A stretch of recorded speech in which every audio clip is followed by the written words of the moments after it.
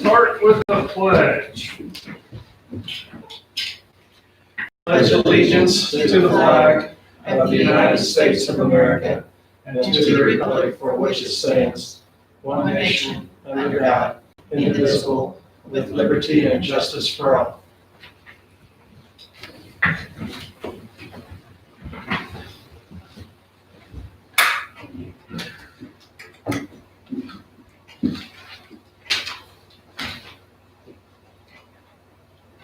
Okay, so additions, we have additions to the agenda of approved HVAC maintenance under old and new business and under personnel, Linda Miller resignation.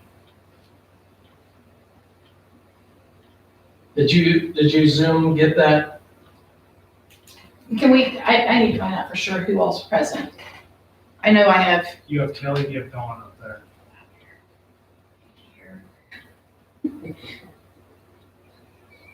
So the only one missing is Justin. Yes. And then additions were Linda Miller resignation. And approve HVAC maintenance under old and new business.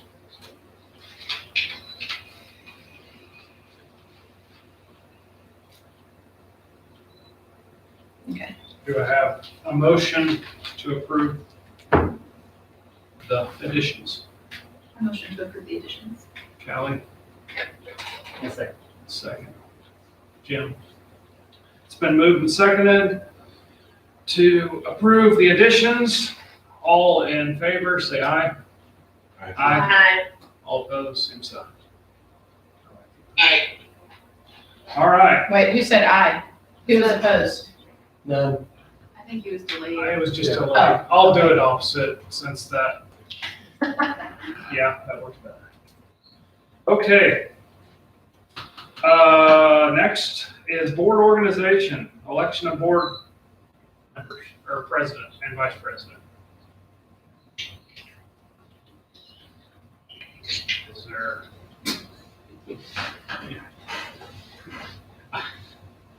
Any motion, any thoughts, any?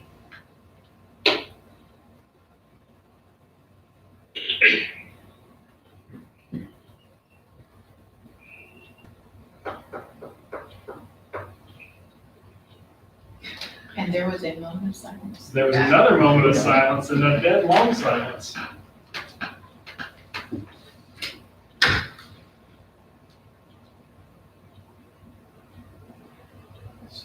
I need a motion of some sort to move on. Whether it's a new, whether it's the current.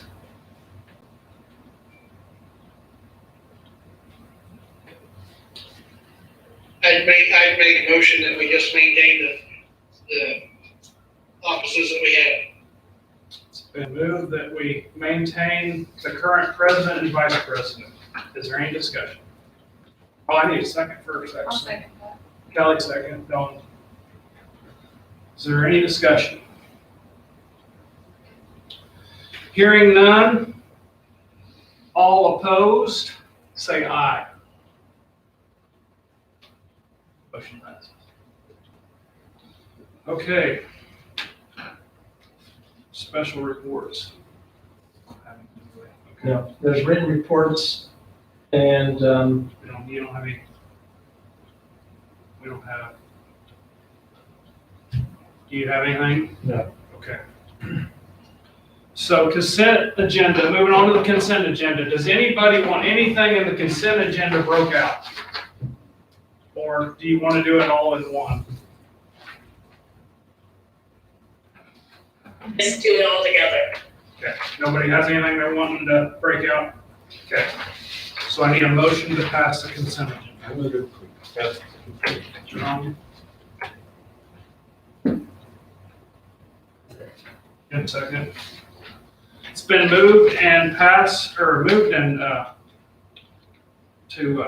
it's been and seconded to approve the consent agenda as it is. Is there any discussion? If not, all opposed, say aye. Motion passed. Mr. Vice President, may I, real quick, show on, I'd like to share the screen here with you all real quickly and just talk about it. As we go through things, we're going to be talking a lot about budget things.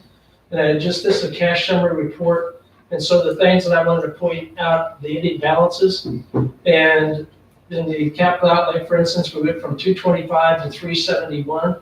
So there were some things that we were able to transfer to there. Part of the reason is because we delayed payments for the end of this year, pushed them to next year, and used that money to put into capital outlay. And then those things, as we go through the budget, some things that are going to be needing to be paid for capital outlay. For instance, the possibility of a bus and some other type of things, of big money items that we would have the money to be able to do it. Another one that I wanted to point out, food service. We were at 25,000 and we're 91,000 in food service. But the ending balance is around 41, something like that, our ending balance. So we made up money in food service, which was what we were wanting to do by going to our prime vendor, which we did do. And the other one that I wanted to point out was with special education. Special education was slated to be at 2,000, we're at 41,000. So that is very beneficial because we're getting our assessments raised about $20,000.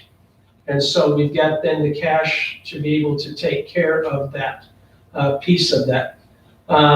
The last one that I wanted to show before the total amount was in contingency reserve. We increased that back to the 250,000 that we had before. We were at 227 and we were able to get it back to 225, or excuse me, to 250. And with that, then, as we talked earlier about, when we get into this, talking about school resource officer, the possibility of using the 15,000 out of contingency reserve for that particular position. And so we would have the money to be able to do that. Bottom line is we were at 1.46 million and we're down to 1.448. So that is significant. Typically, we've been dropping 200, 300,000 a year in that cash balance.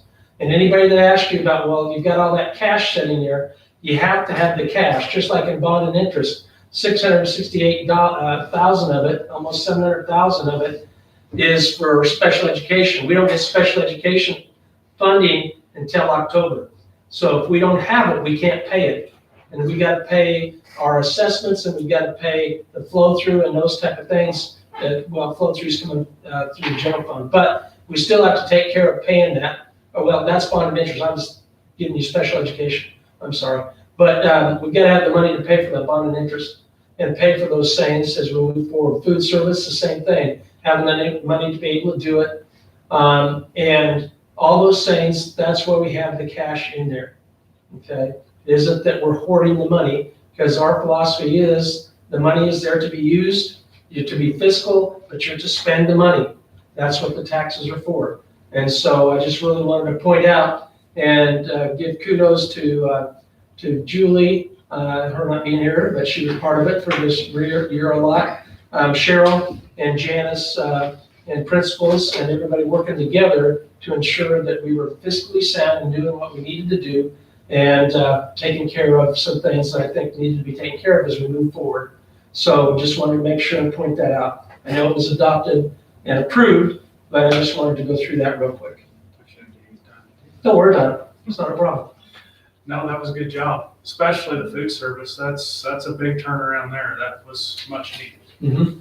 Yep. That's why we did it. So, Yes. I have one question related to that, Yes.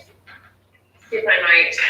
So are some of the increases in some of the balances, do you think it's due to us not really being in person classes during this time period, this last quarter or so, or just other things? Yeah, that's a good question. Part of it is for like food service, we gained some because we didn't have some personnel. for part of the year when we were in school. We continued to have food service with those that needed it and indicated so on the continuous learning plan, but that was paid for, some of that was paid, and instead of $2,000 bill, it was down to about $1,200 bill on the amounts that we were getting orders. So that's part of it with food service. The other thing, people are gonna say, well, you weren't running the buses. Well, that's true, but we still paid drivers per the state statute. And so it was about $4,800 in savings in the fuel. So it wasn't significant in that area. But it had some, Kelly. It did have some, and then just with everything else, still your energy costs were close. They were down a little, but they weren't a lot. Property, insurance, et cetera, continued like always. But, and then personnel was the same because we did have to pay for those people. I shouldn't put it that way. We paid those people per the state statute and requirement. So, Okay, but thank that's a you. good question. Yep, thank you. Oh. Okay, so this, Okay, you tell me in there. yeah, there we go. Does anybody have anything they wanted on that? Questions, what Brad just showed us? Okay. We will move on to old and new business then. First up is custodial outsourcing. Paul is here from ATS. He was here before and provided us information. With everything that's going on with budget decisions, this may be an opportune time to look at this. We had a longtime custodian that retired, and be upfront about capers and things. Those, we don't want to interfere or worry about those things. We have some that are already capers retired. We have some that are initially new into the system. ATS has retirement as well, and some things within that. It's different because it would be some at night versus during the day, and some of those type of things. But the other thing, also with the COVID situation, with the need for sanitization and hygiene and some other things, again, if we look at budget things and something we've talked about, and so just another thing to bring up if we look to do something with budget. And this chart that I've got up and that Paul can explain more about is some things and possibilities of choices and how possibly you may choose if you choose to utilize their services. So with that, I will go ahead and have Paul and then allow him to take the floor. You bet. Well, thanks for having me back. Rhonda, I don't know if you want to just stand up here. I brought Rhonda with me. She needs support. Came out last time. I saw the size of the crowd. I figured, Rhonda, you come with me this time. It's a rough bunch. No, we appreciate it. We appreciate the opportunity. Rhonda is our account manager out at Bonner Springs, so nice, easy shot for her over here. But we recently transitioned them on, February 12th, I think it was. Yes, we were up and running for about 30 days before COVID hit. So gears have changed, and Rhonda's team is doing anything from custodial, which is what we signed up for. But now we are. What are we all doing? We do painting, we do deliveries, we are changing ceiling tiles. We are literally helping out the maintenance department in every way, shape, or form. We did all the room moves initially for the teachers so that they could go ahead and set up their rooms instead of waiting until right before school started. We've done landscaping. We'll mow the yard if we have to. But we've done some landscaping. We're also working with the athletic department now, currently, with their athletic conditioning program. So we're working hand in hand with them on that. Just especially on the disinfecting and just making sure the facilities are ready even while they're there. Yeah. Yeah, so I thought Rhonda needed a break. But it is, right? It's just a little different world, right, than our last meeting on January 13th. So, this is what we do, school districts. So we really were fortunate in that matter where all of our partners didn't kick us out and suspend services, right? We just switched gears and started focusing on the summer projects. And with those extra 2 months, Ron and I just reached back out to the district and said, hey, where can we help? We've got the team. We can reduce services if you need to for the budget. But hey, if you've got projects lined up, which most districts do, hey, we do that in other districts, right? We provide maintenance services, but custodial is what we're contracted for there. But so yeah, we pretty much painted, I think, the entire middle school. The entire middle, yes. So, long story short, obviously last time I was here, we walked through the pricing page, if you will, for your district, for the buildings that Brad and I went through. I know you guys had other things on your plate that night, so I guess wanted to open up back to you guys a little bit. Any specific questions on this? I don't know if you remember, but just to refresh it. So the first category there that we got up on the board is just a rough estimate, right? That's just my ballpark estimate of what we know about school districts when you take into account the retirement, the healthcare, vacation, things of that nature. So that's just a current estimate for your in-house cost. Then the other options then to the right are what we propose. So if you look at the first one where it says match current wages and hours, that just is what it is, right? Brad and I had the discussion, talked about those internal folks that are currently on board, identified what their wages were, and just put this together based on how that package would look with our retirement, our 401k, our health benefits. We've got great health benefits. It's the same ones for all of our hourly that are offered to our salaried staff. So it's a great program. And then if you look in there as well for, I think it's all, okay, so the director of maintenance transportation. So we're leaving that individual out, but just to compare apples to apples, I included that cost. So that's $65,000. Once again, that's a rough estimate, right? I think that individual is at roughly 48 and factored in some benefits to round up to 65. So that would be with us managing that custodial program, and you guys would leave that the director of maintenance and transportation on your staff. Staffing wise, we've got about an additional 1 FTE, and really that's that dedicated account manager that we're looking at. So 9.5 full-time employees, combination of full and part-time, obviously with the half person there. That also includes our cleaning products. And then I left everything else alone, so I didn't include equipment. Typically when you transition in-house programs, and it does vary a little bit when a facilities director or superintendent tells me that they've got great equipment and it's all new, and sometimes you get in and need to reassess some of it, but I left it just completely out, right? We haven't walked these buildings, so I haven't looked at any equipment. And then Brad, you and I had talked about the paid holidays. So then I added an extra line item if you were just to take out those paid holidays. So typically we don't pay our hourly folks for the 6 major holidays. They get it off, but they're unpaid days. We custom build these contracts with all of our school districts. So it really varies across the board. So if you're to ask me what one does versus the other, it's really district specific. So if you tell me, hey, we've got these individuals, they've been here for 5 to 10 years, this is what they're making, we want to take care of them. I'm in a people business. I don't make a widget, right? So those people are incredibly important to me as well. We want to take care of them. If we were to be lucky enough to be awarded this and become your partner on this program, day one would be to get in front of those folks, introduce ourselves. We would have our whole staff. I would actually have probably Rhonda here as well. Our HR would come down. We'd meet them on day one and say, hey, we're the group. We don't have anything to hide. We're extremely transparent. Here's our benefits program. Here's what you'll make with us. Obviously we'll talk about that all together.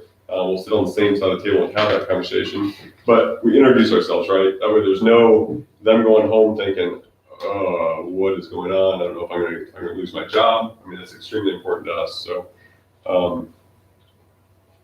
yeah, sorry, I kind of got off track there a little bit, but that's part of that transition. Typically our transitions are 30 days.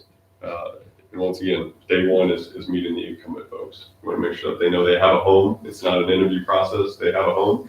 And a lot of times, like, at Bonner, the district said, well, we've got two that we really prefer not to see come on board. They're always sick on Mondays and Fridays. They don't do the best work. They've been here for 3 or 4 years, but a lot of times it's just that roadmap, right? They don't have that support system. This is all we do. And not to say anything about your current director of maintenance and transportation, but we only live custodial, right? So it's finding efficiencies, it's building that program, that training program. And we give them the tools and resources, and you'll be extremely And they surprised. step up. So of the 20, we transitioned, the 20 custodians, we kept all but 2, and they kind of, they walked themselves out. They just didn't want to come to work. So, and it worked before because nobody was supervising them. When you have someone there supervising and working with them, showing them the efficiencies and showing them how to do it better and quicker and still get the same results, they appreciate that. They appreciate having that support. And I have a phenomenal team, which is the exact same team they had before us that they didn't like. But with that supervision and guidance, they're doing great. Yep. Our training program consists of online modules, right? When they first come on board, so they'll go through restroom cleaning, classroom cleaning. We actually have a pandemic module. And then that transitions to on-the-job training, right? To be partnered with Rhonda, to be partnered with her leads and her assistants. That's where they learn how to do the job. A lot of these folks will hire somebody and they'll straight to on-the-job training, right? You got a heartbeat, you betcha. Let's go. Can you start tonight? But there's just a lot more that comes with it, specifically with school districts, and especially now, right? I mean, I don't know how your program looks. I've seen, once again, same thing in regards to contracts and taking care of employees. I've seen districts that are going as far as to have, right, spray bottles in every classroom with their teachers. So we're educating those teachers on kill time and lead time and the product and how we're going to use these once the kids are back in the building. Our partners that we've been able to leverage and get great pricing on hand sanitizer, just kind of from top to bottom, right? Mist sprayers, for disinfecting. So when you have that first case of COVID, because it's going to happen, where was that student? And how can we react to it as fast as we can and get the area sprayed down? Once again, those are kind of all side notes. Back to the pricing. The last one there is matching the current wages and then with our recommendations. So the current hours, I believe right now, are roughly 68. We would actually recommend 62. In other words, once I looked at the square footage based on the district, we can honestly say that we can do it with 62. Once again, that might be an attrition item, right? So we start here, here's what you have. We don't want to see anybody lose their job. We start at the 68 hours and through attrition, we transition to the 62. These contracts truly are living, breathing things when it comes to our program. I mean, we are your partner. Folks get a check from ATS, but they tell everybody they work for the district, right? We've got them in matching colors, so the royal blue or the red, whatever it may be. We've got Bonner, we've got the black with the orange logo. So we want them to know that we're ingrained in their team. And I mean, just because these buildings are used 24/7, from the time the weight room opens up in the morning to basketball games that go till 11 o'clock at night. Thoughts, questions, concerns? I saw this graph a while ago. Yeah. My eyesight is not as good as it used to be. What is the annualized savings in terms of if we leave the company? Yep. So right now, if you're, let's just, once again, the current estimate is on the left. I'm sure Brad's got a little bit more of a dialed in number. And so he might, I don't know if you put together numbers since then, but once again, these are with your wages, but roughly, if you go all the way to the last one without the paid, the last one is actually ATS wages and hours. So that's with our recommendation based on that, wages and hours, and you'd be looking at about 42,000, give or take. Mm-hmm. Yeah, you're right. Nice. That hasn't gotten. I got a pair of glasses in the truck, but I thought I'd make it without them. And that takes out holidays. So that takes out the paid holidays. Yeah. You said it did take it out? It did take it out. Yeah, but to be completely transparent, if we were to add back in the paid holidays, it would affect it. 1,000. if that, Maybe yeah. so. Yeah.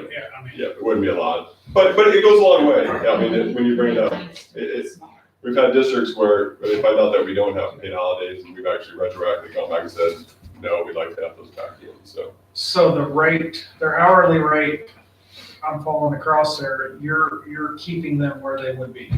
Is that what I'm seeing of the average hourly rate, or where is your hourly rate up here? Yeah, so I'm glad you brought that up. So if you go to the first 1, 2, 3, 4 columns, all of those are your current average hourly rate. The last one, I did not get updated, but it is, and I can get that number for you real quick. But on the very far right, that lists ATS wages and hours. That average wage rate would go down slightly, just because you have a couple folks that were outliers. I think there's one at 17 roughly. For the most part, our wage rate is probably going to come within about 50 cents of that, but I can get that to you. I can Of update that number there, Yeah, the Yep. 1334. yep. So it's still going to be probably 12.50 plus. Just because once again, well, here, I can pull it up if you got a second, just so you kind of know where we fall. That's a good question. Because a lot of times you're getting this, and you can say X, Y, Z, and you come in here with $9, $10 an hour, and obviously that's not realistic. You're not going to keep Yeah, folks. we could save too if we went to 19. We'd save a lot of money, Exactly. but we're not. And step raises, I mean, how's your system work? Yep. So we review every year. So we typically build in about a 25-cent increase for everybody in that first year, right? So if we've got performers, and really I don't go above a quarter, and just because I want to keep your budget year to year, right? I don't want to, otherwise, if we don't have any performers, then it's just going to my bottom line. I don't need that on my bottom line, but I want to have the availability to recognize those folks. So here is, these are just kind of my notes, but it's not a formal presentation of it, but $12 across the board, and I've got an additional lead at the high school for 14. And then our account manager, actually that would oversee this, would get 20. So this is kind of like fully transparent pie chart that rolls up to that very last column. So. I want to see where you're at, yeah. Yeah. So once again, I'm not coming in here telling you we're going to slash everything. And once again, that's at the 62 hours versus the 68. So these are our wages that we would propose. Yeah. Yep. And I can send over a copy of this as well. What's your typical retention rate on employees? 90%. Really, and half of it is just showing up on day one saying, here we are, fire away. I'll hand them actually a transition newsletter. It's got my cell phone number on it. It's got our operations director, and it's got our office in Lincoln. All of our cell phone numbers. So once again, you go home, they spend that hour with us, meeting us, asking questions. They go home, their spouse asks something, call my cell phone. We're 100% open with them. We do not want them to. The account manager handles our school and other schools? No, sir. So we actually only identify partners where we can place a full-time dedicated account manager. So like Rhonda, she's at Bonner. She does not call on the local bank, clinic. She only manages Bonner. And the only time when we grow in that area, it's going to be another account of equal size where she'll have a peer. Okay, what happens when somebody calls in sick? So that's when the account manager, that's the biggest portion of their job, right? Quality control, meeting with your team, meeting with the athletic director, managing events, managing our staff. So our account managers typically work anywhere from noon to 8. That way they can be there for the day. So let's say a day custodian doesn't show up, and it happens, right? But a lot of times at the end of the day, in an account this size, the account manager is the first person to go over there and cover that position. Now, we don't want them doing that every time, right? So we actually build typically we like to see about an 80-20 between full-timers and part-timers. So you have those part-time folks that are there to call on to say, hey, so-and-so didn't show up. Can you get over there? Nope. Okay, I'll go cover it until they get here. Same with for the night crew, right? I don't know how everybody's going to look going into next year. I know, Ron and I were talking, Bonner and some other districts are talking about having a heavier presence on days, which I think you guys are running right now, right? you're less efficient during the day because you're trying to work amongst teachers and students and everything, whereas we try to push everything off to the night so we can hit the ground running and thoroughly clean the buildings every day. So I think it'll be probably a combination as we go into this fall, but every district's different. That account manager, once again, so when school's on, right, Rhonda's meeting with that athletic director weekly, talking about basketball games, football games, how we're handling that. They're meeting with the different locations, doing inspections, doing a joint walk, right? So going to the elementary school, grabbing the administrator, obviously it's all scheduled, but going there, whether it's weekly or every other week, and doing a walk with them, right? Hey, what are you seeing? How are we looking? Here's what I scored us as, right? So we have a quality control inspection program, and so that's what Rhonda does. Now, we always ask that at least once a month or every other month that one of the district representatives is walking that with us. So we got a fair assessment, so they're not just seeing it with our ATS eyes. Obviously, it'll get flushed out regardless if there's issues, but those inspections and those meetings are vital for us because communication is the biggest piece. Show up and they got something to complain about what's going on for 30 days. We never have that conversation because we just get rid of that, right? We have those conversations whether it's daily or weekly. And with the account manager, just, athletics alone, not to mention when band performances and choir, and I'm not sure if people rent your facilities, That's but, gonna be my question to you. you know, so when those kind of things happen, I'm part of the facilities calendar as well. So I keep status on everything going on, and I make sure every building knows exactly what's going on so that they're on it. And even with the COVID going on, we've been so busy, with conditioning and, helping get ready for the outside graduation and stuff like that. So we've just been hand in hand and partnered with them to make sure it goes off without a hitch.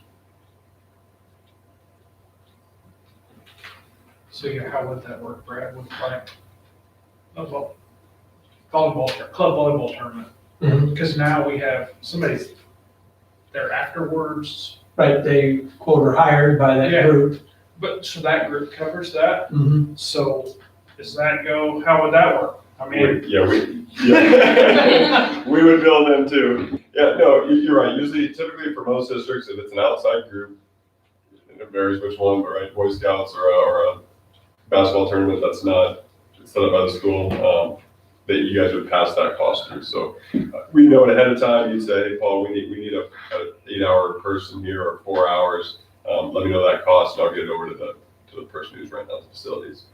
And then if it's an internal event, let's say a district wrestling tournament, whatever it may be, we just work together, right? So that goes back to those weekly communication where we say, okay, hey, we've got this bucket of hours. We've got 68 hours or 62, whatever it may be.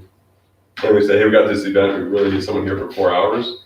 Okay, well, let's just trade labor, right? So, hey, cut out early. As long as we're all on the same page, of course, we can bill you extra for it and just say, no, it's a busy week. I need you to get everything done. Also add that 4 hours. I would bill you for that 4 hours, but no different than probably what you do right now. You got this existing staff and you say, hey, cut out early a little bit, or maybe, hey, everybody cut out an hour early, 94 hours on Saturday. That way we can keep that cost the same, because that's one benefit. The most important benefit to this, in my opinion, there's two of them, right? Quality control, this is all we do. And two, that budget, it's a flat budget. It's a flat monthly cost. If we have to have somebody come in because somebody didn't show up that night and our part-time wasn't available and we got to go into overtime, that's on us. You're never going to see that cost. You're not going to see that as a separate bill. We've got a flat monthly cost, and that's what our account manager does. They manage this account, and they manage that staffing. We support them through our Lincoln office. We use Indeed, we use Facebook, we use Craigslist for recruiting. We'll put flyers up, but we want to hire locally. I think we're extremely successful. I don't know, Yeah. 100% of your staff from Bonner? Bonner, Edwardsville. Edwardsville, and Leavenworth. Yeah, that's right, which is all Leavenworth. right surrounding there. so you show up and our floor sweepers jump, now what? Say that again? So you show up and our floor sweepers jump, now what? Equipment, is that on you or is that on us? Are we paying for the equipment still? Yeah, no, good question. Well, yes. I Yeah, mean, no, great question. So I did not include a line item at all on this for equipment. That's why I'm asking that Yep. question. So I'm just assuming that you have operating equipment. Right. And more than likely it is, right? I mean, some of it might need to be tuned up. And then as we go forward, then we just sit down and have that conversation together. We maintain it, right? We train our folks. Once again, that's back to that account manager doing that daily routine maintenance, because we don't want to see it, oh, it's not our equipment, right? Right. Yep. So if something is within our inspection program, it's called CompuClean, there's actually an item in there to track equipment. So we'll actually upload all of your existing equipment, put the year, the serial number, and we'll actually track your expense program, right? So whether it's a new belt to a new squeegee or whatever it may be, or a new battery, we'll track all that for you to say then, hey, this is a 1998 piece of equipment. It's had a great life. Here's your expenses that have occurred over the last 2 years. It's time. It's down. I think it's time to make the investment to purchase a new piece of equipment. At that time, you can either purchase it yourself, or we can purchase it for you and amortize that cost. So let's just say it's a $5,000 scrubber. We amortize that cost over 3 years. So we would just adjust this contract. So let's just say 25,000 is the number that we bill you for each month. It'd be $25,135. So, yep. So there's options there. Yep. Okay. Kelly, Dawn, you guys got anything?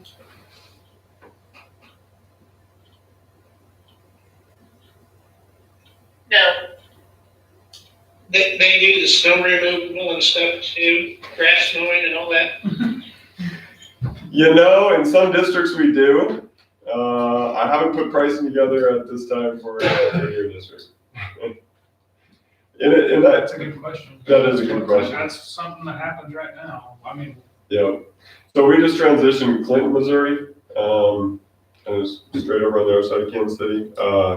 We actually have 5 maintenance folks over there. They do the grounds, they do the snow removal, we've got an HVA certified, got a plumber. Not the norm. Our history is custodial, but we do have the other components if needed. Rhonda's leading that charge now. Now we do, at Bonner, we do like right in front of the doors, we go ahead and get the salt down in front of the buildings and the walkways to help maintenance. Because it takes time to get to every building, and we're typically there before everybody. So since we started in February, I think we had 2 snowstorms, and we were right there with them, getting in there early to help get this all down. It's truly a partnership, and if we need to help get the front entryways cleaned, then that's what we do. No, that's a great point. Yeah, for snow removal, we'll do out to the walks, like she was saying, that way they can get, whether they're not using skid loaders and snow blowers. And that helps a lot, because, you have to remove everything. They can't, and when the skidsters come through, they don't get it all, they kind of skim it. And then we're there to get the remainder. sure. So. Well, Rhonda made a good point there too. I mean, that really is our motto, I guess, if you will, is all of our employees are the response is if you ask them to do something, it's going to be, you bet. Yep, got this. It's not going to be, that's not part of the contract. We don't do that. It's always going to be yes. And then they'll come to us, right? So then we can have that conversation internally. But whether it's a staff member, it's a student, it's a community member, a parent, ask our folks to do something, you guys should take care of them. Yep. And then once again, if our account manager shows up and says, does inspection, you find out information, well, I've been moving their classroom every day from noon to, or doing this, we'll come to you and say, hey, this is what's going on. But whether it's from snow removal to anything, where we're now. Are we fully staffed right now for a custodian perspective? Yeah, well, if you approve the hirings of those 2. And how many do we have right now that are CABRS eligible? Do you know? For retirement? Well, we are replacing one, Dean, at Maple Hill, and then we have one over here that already is, and then the others aren't. So we had the leader and me discussion in all this about how we want our custodial staff to be part of that program. No, not specifically. Because that's very important to us, because that'll be part of a team. We have different teams throughout the district, and our custodial staff and maintenance are part of a said team with the students. Okay. But can you give me kind of an example? The leader and me with the company program, it's an actual being responsible for your own destiny. So helping students be responsible. So rather than your people have to say, for instance, pick up the trash, opportunity for the student to take care of privately themselves, those kind of things. If I may touch on that, in our middle school, we do something similar to that. I'm not really sure what they call it or if it has a name. Right. But we get students assigned to us that help pick up trash, especially in the bathroom, so that they appreciate what all the custodians do.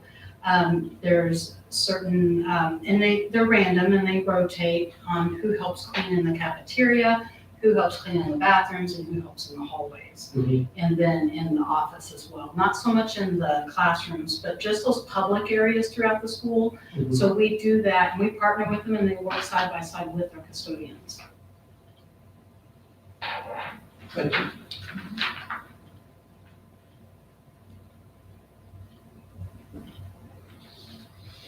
Does anybody have anything else?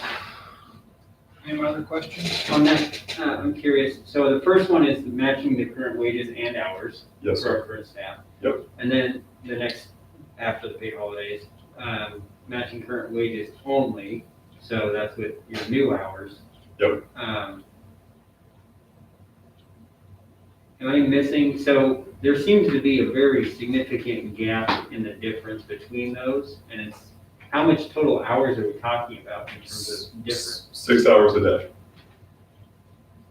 Okay. Yep, so 68 is what I was informed you guys were originally running, and I've got recommended 62.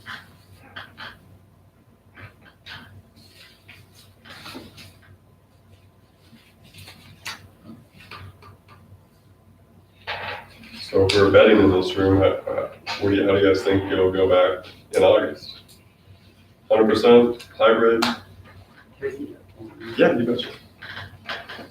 And I can send you all these too, if you guys need that. Oh, yeah, that'd be good. I'm just asking. I'll tell you what I told the parents the other day. Yeah, Today, this week, we're going back. I don't know what the answer will be at the end of next week. I have no idea. This week, we're going back. yeah. That's, I mean. No, you're spot on. You're spot on. And it's weird, just the different pockets. You know, right? You go to Clinton, Missouri. I don't even think they've heard of COVID. They got summer school going on. They got sports going on. It's Yeah, strange. they had 500 students in their summer school. We were like, Wow. wow. Then you come back up to Kansas City, and we've got some districts right on there, and it's like, you know, you can't go to Wendy's. You can't. I mean, it's lockdown. I'd say, you know, up in Nebraska, we're kind of somewhere in between. You know, as I mentioned to Brad earlier, that the largest school in Omaha is going to do a hybrid model, whereas we're just on the outside. My kids and a lot of the other districts are going, like you said, right now, 100%. We've talked hybrid. I mean, we've Yeah, talked, but. You know, options. Right. Yeah. But to your point, I think, you know, these decisions were made even in Nebraska about 2 weeks ago. They all came out and said, here's our plan. But I think we got a long way to go before that plan comes to fruition. Yeah. Till they're standing in the rooms, we don't know. Yeah. Yeah. For your FTEs, you have, I think there, if I counted right, there's 8 listed here. Okay. And up there it shows 9.5.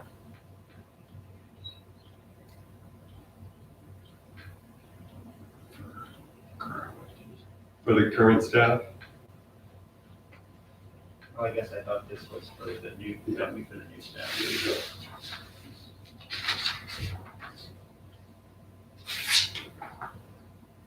so here is, let's do this. So it's 68, so we got 1, 2.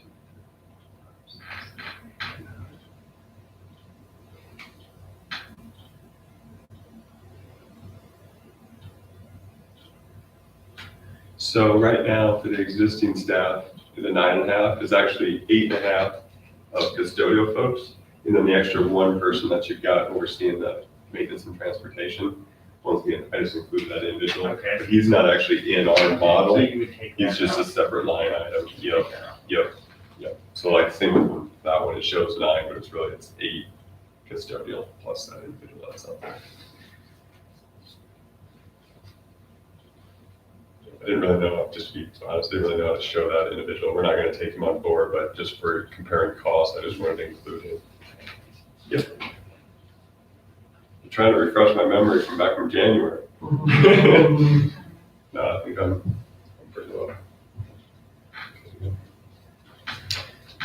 Well, and I don't know, we transition school districts all the time, right? We transition Bonner in February, we try and find a window, if it's not this summer, because really we need 30 days to just be transparent, unless we're bringing on 100% of the staff. We truly need that, really to find that account manager. If it's not amongst that group that you have on board right now, we really need time to recruit and find that individual. We're okay saying no, right? We don't go after school districts that just so we can just keep growing and growing. We truly grow strategically. We can't afford to have a loss, I guess, if you will. Our company goes back 20 years on the security side, guard services, Dodge City, Cargills, JBS, National Beefs. On the custodial side, I've been doing this, and my team's been doing this for 15, 20 years. But we kicked off the janitorial for this group a little over 4 years ago. So we identify accounts where we know we can be successful. Once again, key component to that is that dedicated account manager. I don't have that account manager doing anything but your district. That's what they do, right? So it's going to take definitely a load off of that other individual, the maintenance transportation director. But once again, we don't just try and acquire business. I used to be with a larger facilities company, $5 billion corporation that would just churn business, grow more. We'll lose business on the back. We don't do that. We can't afford to. We're extremely transparent. When we transition, I oversee our janitorial division. I'll be here to the startup. I'm here helping deliver equipment with the crew. It's an all hands on deck. So a little bit smaller company, but there's definitely some benefits to that.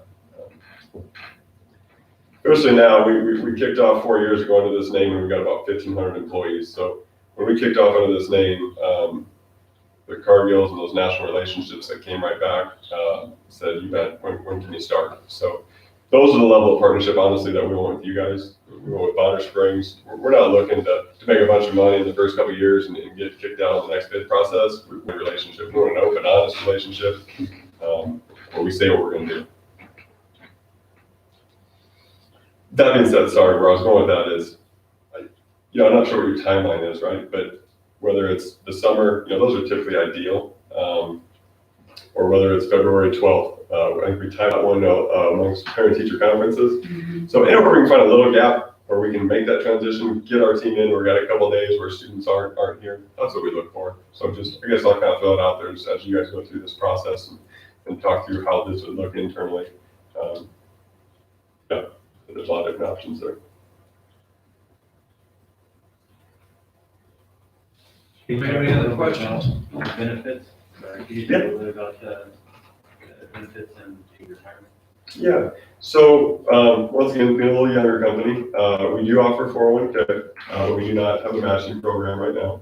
Our account managers are eligible for a bonus program, which is up to 5% of their salary.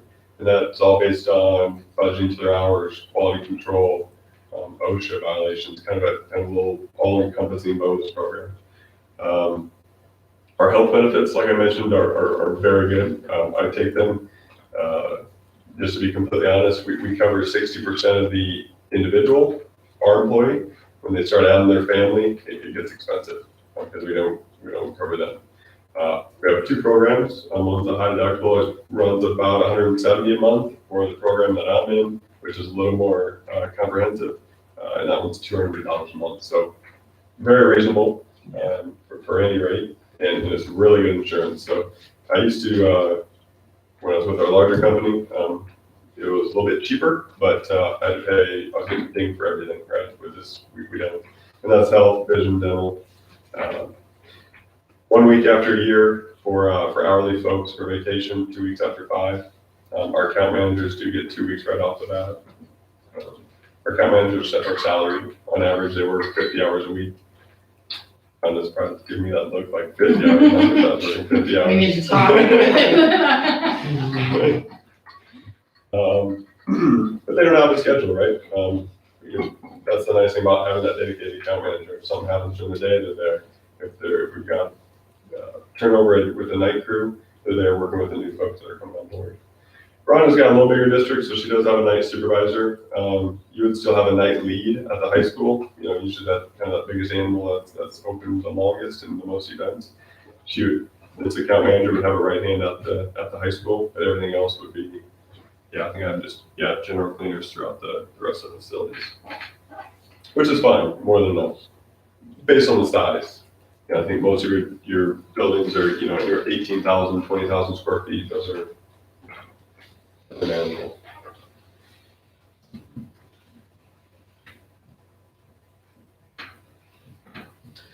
And then just the other piece, right? COVID's coming up. So the nice thing is I've got stories from every district that we're working with, and we, just as an additional resource for cleaning, for custodial. From hand sanitizer to, I got places that are spraying sidewalks with bleach, to the signage, to the marketing, to the dispensers. Just as a partner, education on what's going on out there. Not that you're probably not getting it from everybody else, but hopefully this is all we do. And you're lucky you're wearing the right mask, otherwise Rhonda would have took you out. Just see her purple Jeep out there? Yep. Well, thank you guys. Any other questions or anything? Appreciate you letting us carve out one more time. A little quieter this time. Yeah. Yeah, exactly. Thank you. You bet. So this is an action item, correct? Mhm. So.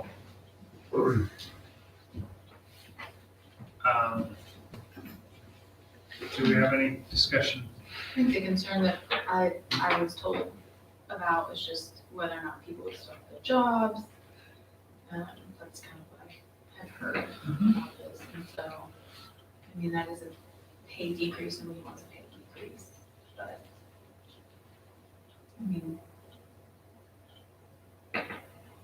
savings for our district and kind of mine that way, right? So, and we are gonna have to have a lot more sanitation procedures and opportunities. I don't know.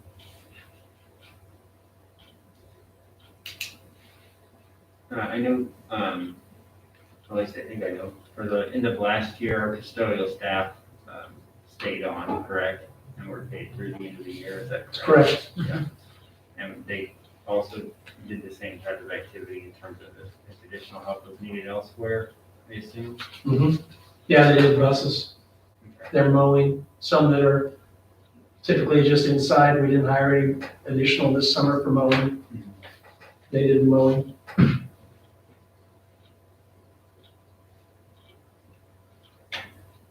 What's our current wages look like in terms of our range? Do you know what that is for our current custodial staff? I know somebody that does. Hello. This is a 1 year trial, or what are we talking about? Yeah, that's a good question. It's up to us. I move we move forward with a 1 year trial to begin when Brad decides it's a good time to begin. For a second.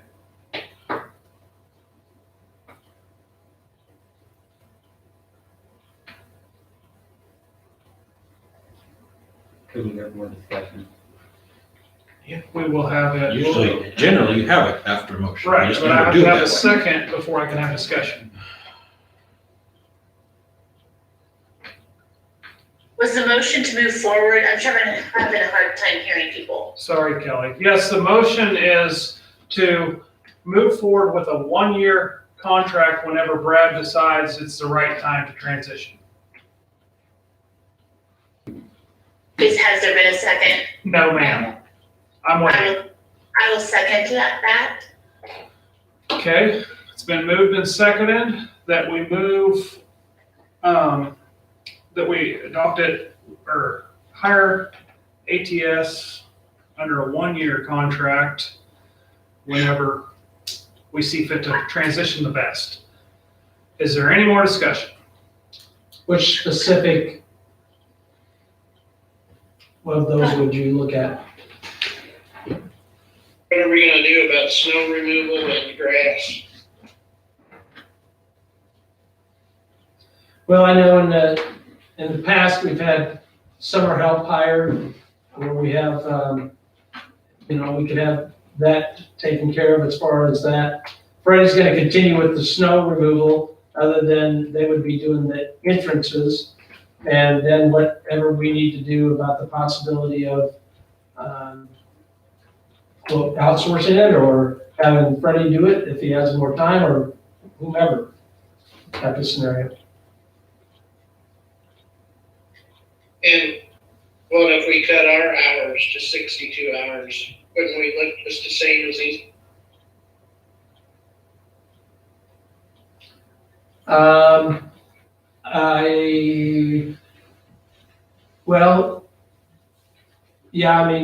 If we would do that, We would probably have to move an individual to. So it's really not apples to apples. I'm sorry, go ahead. I was just gonna say, wouldn't we have to move someone to part-time then, probably, if we're taking, unless you. Right, Theoretically, you could take a little bit from everybody, but you probably just move someone down to part-time. right. Did you hear that, Don? No, I couldn't hear anything. I was just saying, we would likely have to put somebody down to part-time. To lose that, if we're losing 6 hours. So Don, what he's saying is probably we're gonna have somebody go down to part-time to do the 62. Possibly. Okay. Brad, Go ahead. Brad, do you have a recommendation on this? I guess I feel like administration should have a recommendation.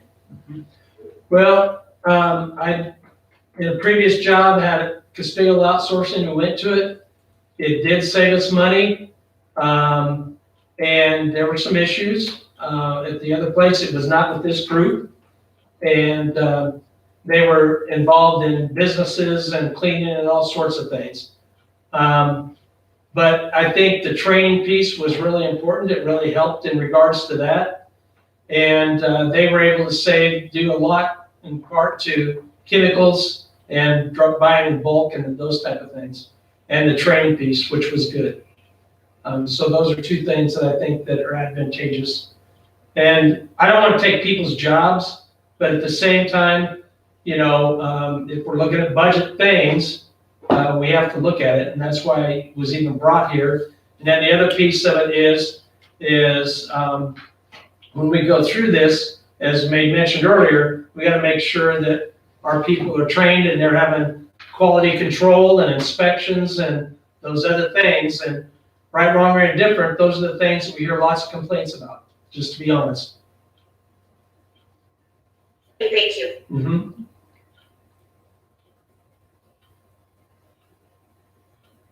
Was it mentioned which option we were looking at? No, But I would say match current wages. I don't know what column that is. I would say too, or else, yeah, we're gonna get huge pushback. 1, 2, 3, 4, 5th column. What I'm talking about.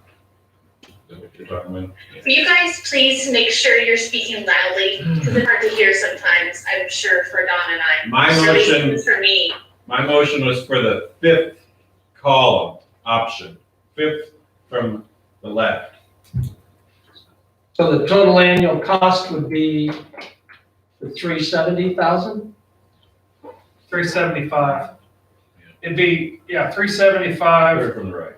with a monthly cost of $31,309.62. Yes. Did you hear that? see that too? Or is that on there? Yeah, that's, your you can share. see that, right? The 375, 715. Match current wages, only ATS hours -6. Yes.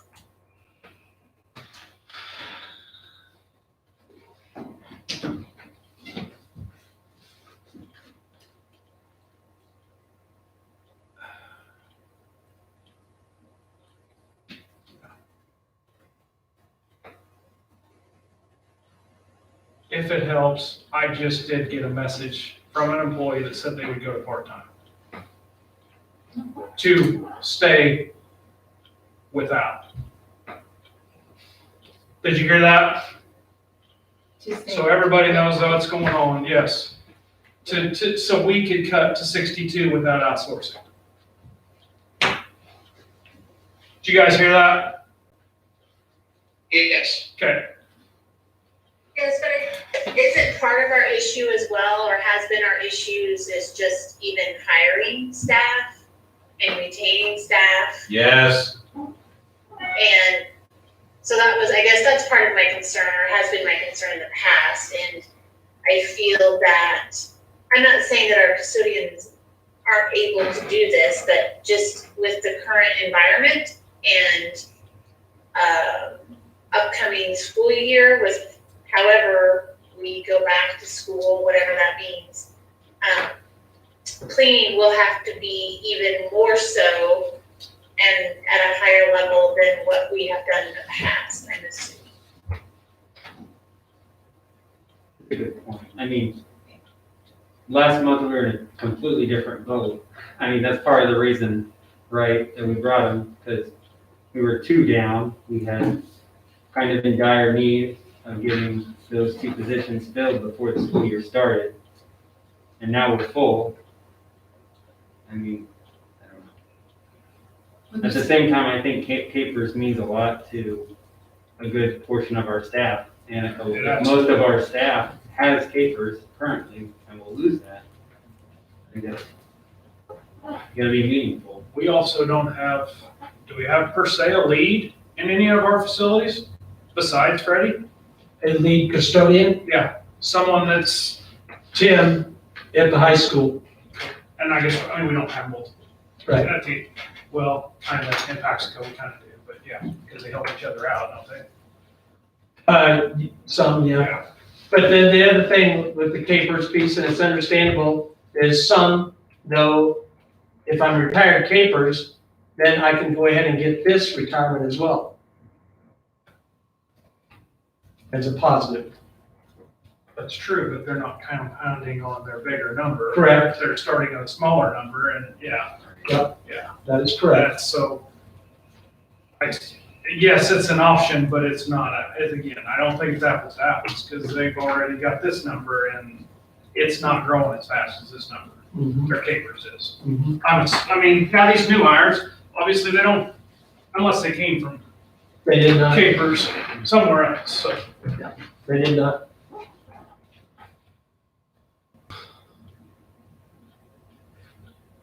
So, does anyone have any more discussion on this?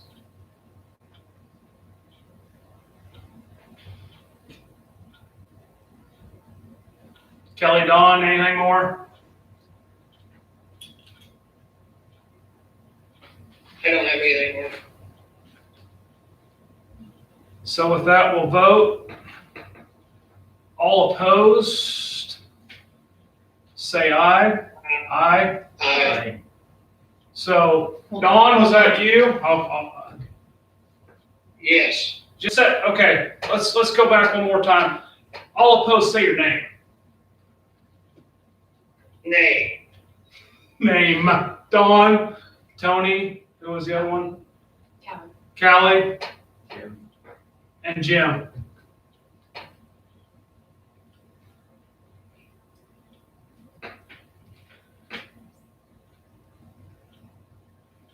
So, motion fails.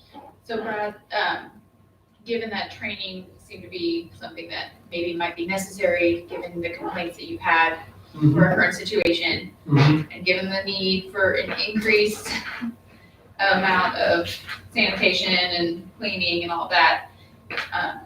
Is that something that the current staff now is, I mean, We had trainings in the spring with State, who supplies our chemicals, and then we had trainings this summer scheduled as well. So, okay, moving on. Thank you very much. Thank you. Appreciate your time. Thank you so much. Safe travels. See you guys. Thank you, guys. So, energy performance contract. We had talked about this previously, and again, with budget things. With that, I think it's important with like the sanitization piece, for instance. I've talked to them about LED lights that have UVC included in it. And so that kills viruses. Then also HVAC systems that have the ability to help with air filtration systems with virus control and those type of things.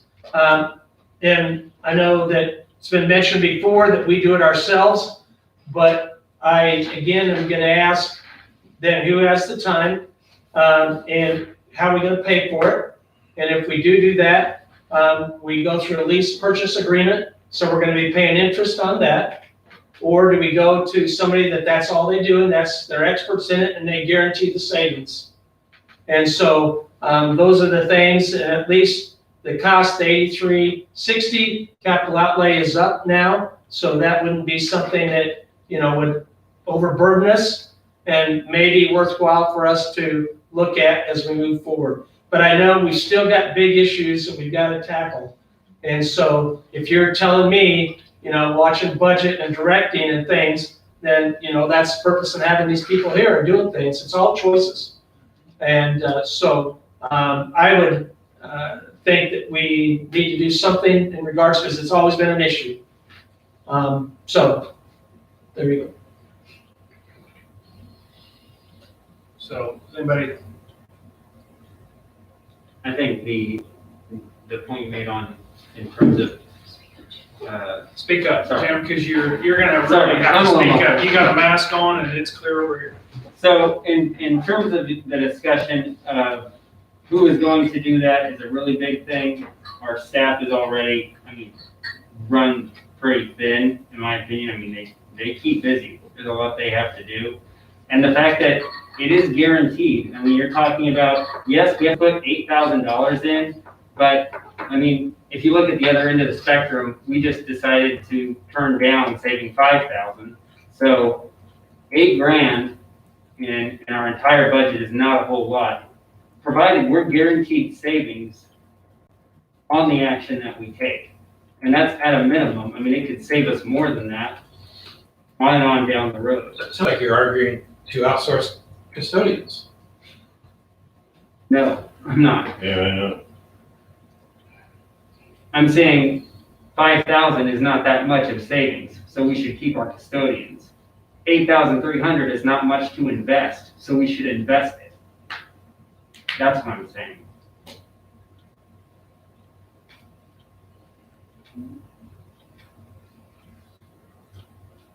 And again, this just starts the process going. This doesn't contract you with any FCIP performance, but then that would be the next step as you go through. If you utilize Kansas State and the energy systems with them for the guarantee and the overseeing and the request for proposals and all those things, and then we can still choose our FCIP person, whomever it may be, including the EES or Energy Performance Group that was here.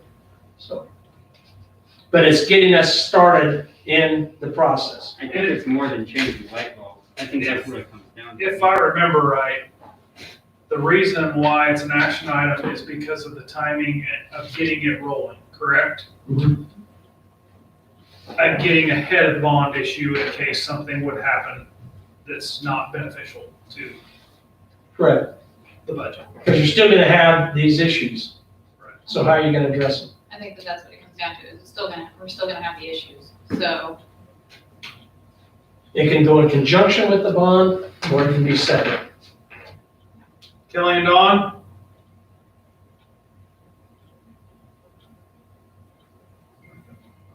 So what does this get us for $8,360? An investment grade audit that, in the back of in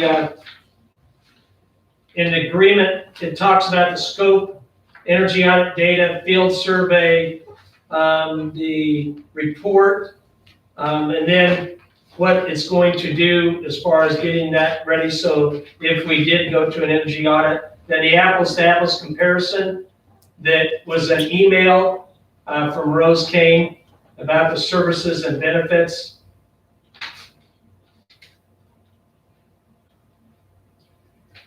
And then there's a price, performance contract pricing summary included.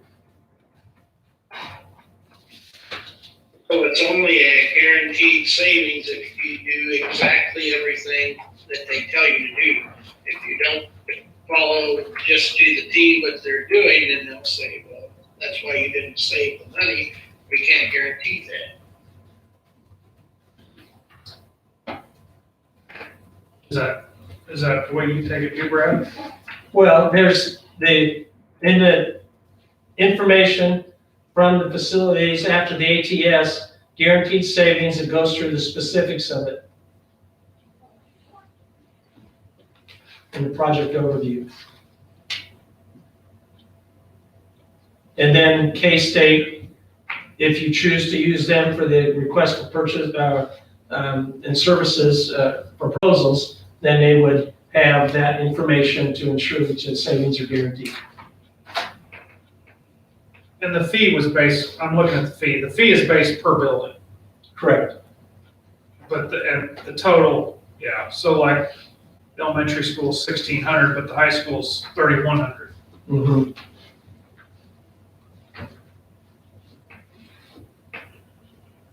But yeah, like Don says, there are set points. I mean, they say your heat's gonna be at 68 and you have a temperature of, but you include that within your FCIP piece of it. And so if you want latitude, 2 degrees, 4 degrees, whatever, either direction for your people, you include that, and then that's all it controls. Do they assist in the equipment purchasing as well? Mhm. Members? Yeah. But they do, but then that's a finance, right? Well, it's this particular group is non-proprietary. Train, for instance, you have to use train equipment. Others, you have to use their They specific, price mine, right, Try to find the lowest price. right.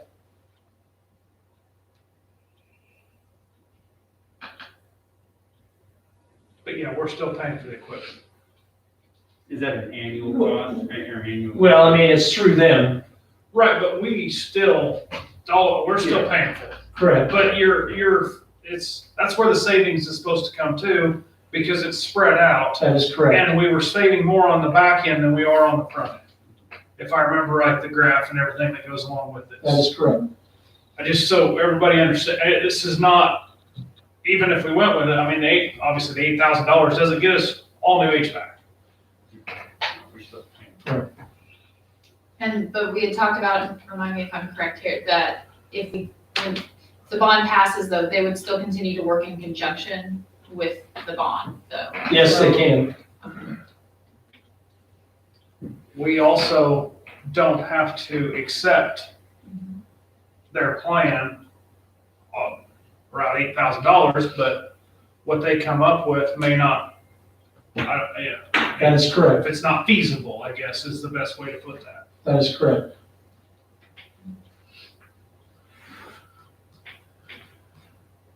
And again, I'll ask Kelly's question from the last one.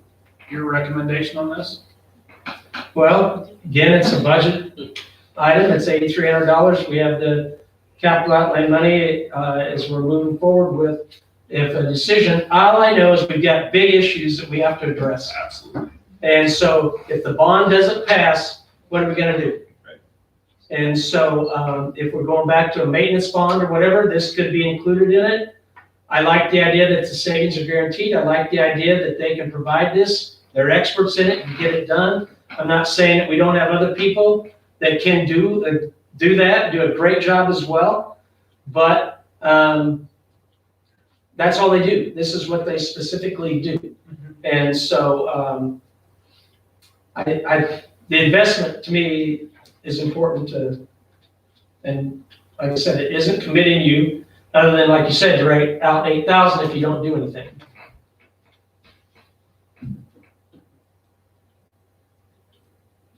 Do I have a motion? Unless anybody's got anything else. Is this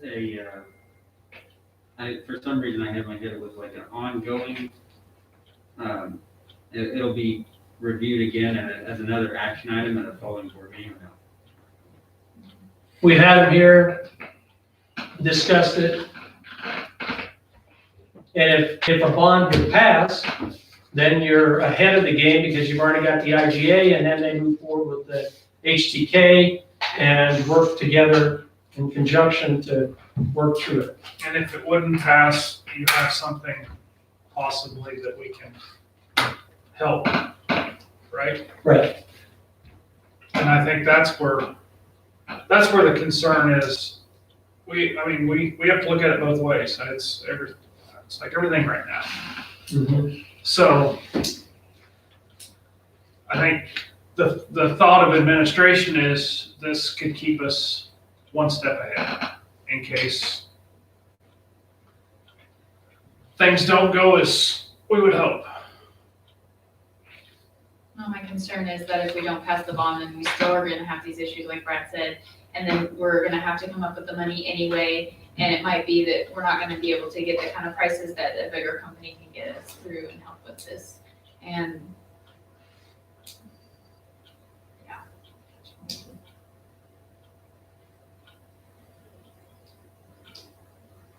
I move to go forward with the investment grade audit. Jim moves to go forward. Do I have a second? I'll second it. Kelly seconds. It's been moved and seconded to go forward with the energy performance contract, approving the investment grade audit. Is there any discussion? More discussion?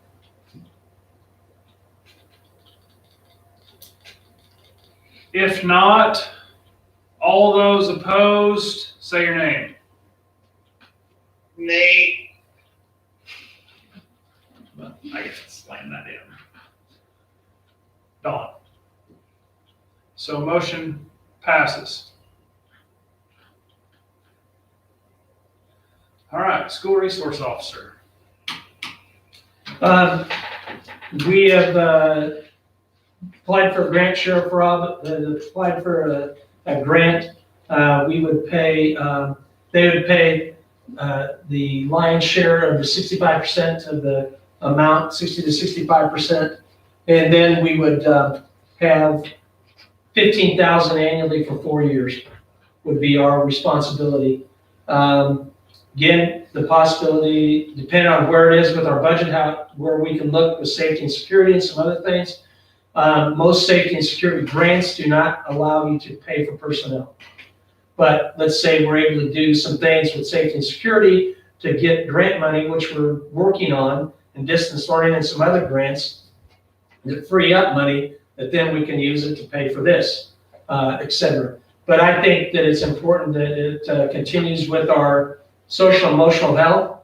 We're on a positive note with that, with the mental health grant. And so I would like us to move forward with that. All right. I think there's this, it can only be, it looks like there's very few negatives on this, to me, in my opinion, of having, and thank you, Sheriff Rob, for working this out and getting this, paying for the bulk of this, and for actually both schools in the county, but Right. I think it's a positive opportunity for the kids. this is an action item too, so Yes. I'll need a motion whenever. Have we discussed the leader and me in terms of, With them, yes. and they'll be trained. And they've agreed to. I thought we talked about I move to move forward with this school resource officer as recommended by administration. Kelly, A second. Jim second. So it's been moved and seconded that we move forward with a school resource officer. Any more discussion on this? Yeah, this is Don. I had a constituent ask and just posed a question, not that I think this is a bad idea.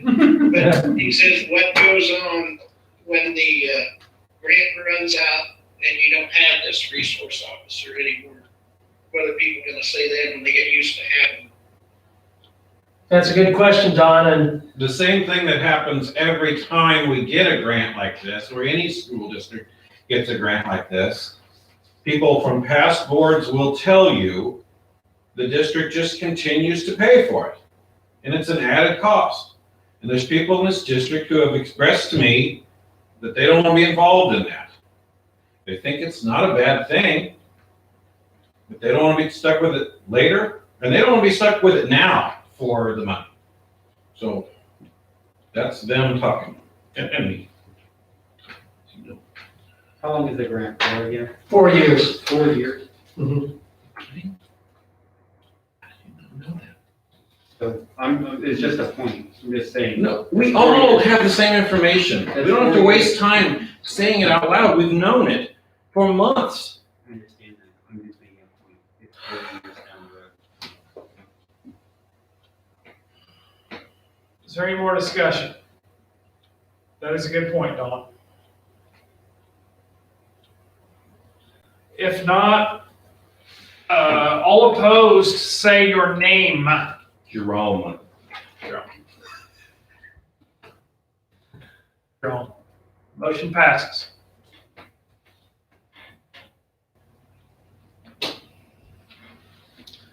All right, moving on is closing buildings. Yeehaw.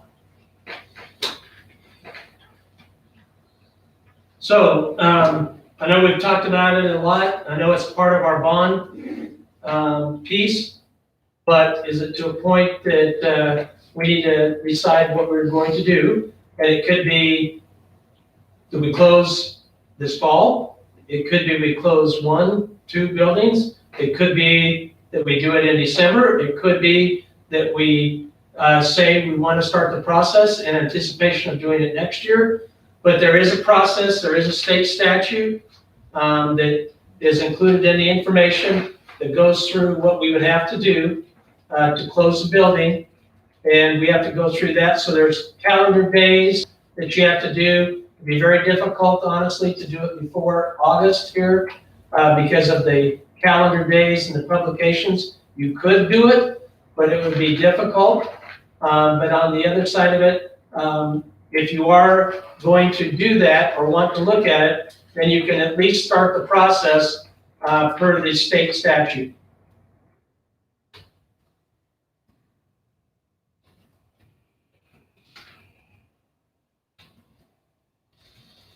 And from what you told us the other day, administration had a recommendation of what they thought would be a good idea, correct?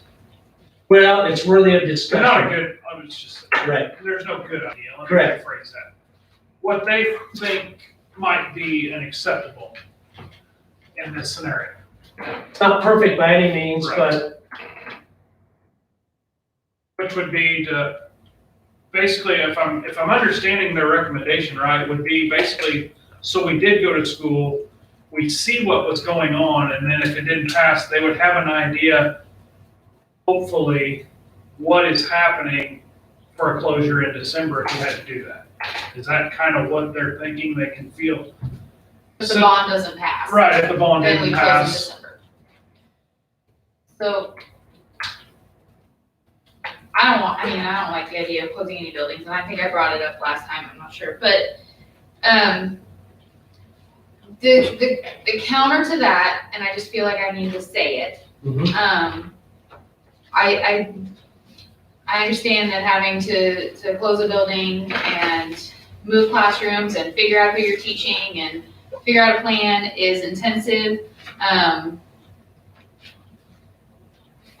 But my concern with waiting until December or just doing it in the middle of the year anyway would be, then that means over Christmas break, our staff will be having to transition everything in their short break, providing the year goes according to plan. And I mean, I work in a school, I understand how vital Christmas break is for everybody. So that would mean that all that transition would happen in a short amount of time. And my other concern would be that our students are already living in a really uncertain world and they don't know what to expect. We're sending them back to school and it may not look the same, it may not feel the same. Their mental health is already a concern with that, and anxiety and everything else. And then we say, and we know you're coming back and everything's uncertain, and we might be moving you in the middle of the year, and you may not have the same teacher, and you probably won't be in the same building, and so that's uncertain too. So I think the mental health professional, that's a concern I have. We're throwing our students into an already uncertain time and then making it even more uncertain, and making it more uncertain for our staff too. That being said, I mean, I'm not sold on closing the building in the fall either. I just feel like I needed to say that kind of out loud because I think that I can't imagine a staff member and a teacher wanting to just uproot everything they've been doing in a short amount of time and you know, have to rearrange everything in a very, very short amount of time, which I guess is what we're asking them to do now. But if we did it now, then it's for the duration as opposed to you've already had your plans and now we're asking you to change them again. I feel like that's kind of what's happening in general. You know, we all have a plan and it seems to be changing every 2 seconds. But those are my concerns, so I felt like I just needed to put that out there.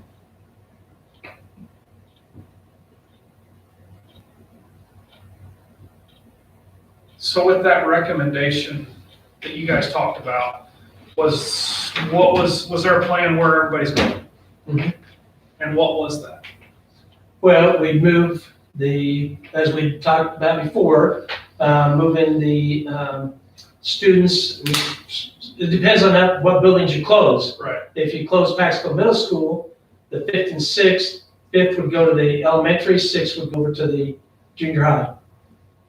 That's what I thought. I just didn't know if that's what the final plan. What does that mean in terms of moving to the junior high? Like, what, do we have an empty classroom? Yes, we do. to Move into? And then, Steve, didn't you talk about, did you say that there was room? The last meeting, I can't remember. There is room, but we also lost our band room too, so, Yeah. I don't the idea, maybe moving a modular over there to replace the band room would certainly make it a lot easier. Right.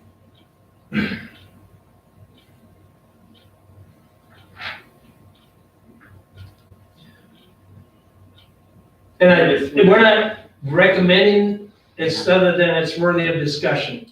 So we gotta, to me, I think, again, with these decisions, we need to decide some things.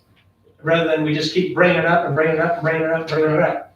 And not that we shouldn't do that, because it is important to make the right decision, but it's all choices. And so, if we're saying we're gonna do that, or if you say, well, no, as an action item, I move that we look at closing buildings after the bond to see what happens. Those type of things. But something, you've got to have something in preparation as, again, do we have the continued problems? How are we going to address it? Sure. And you said, Brad, correct me if I'm wrong, you estimated the savings of closing just Paxco Middle School to be approximately $90,000. Correct.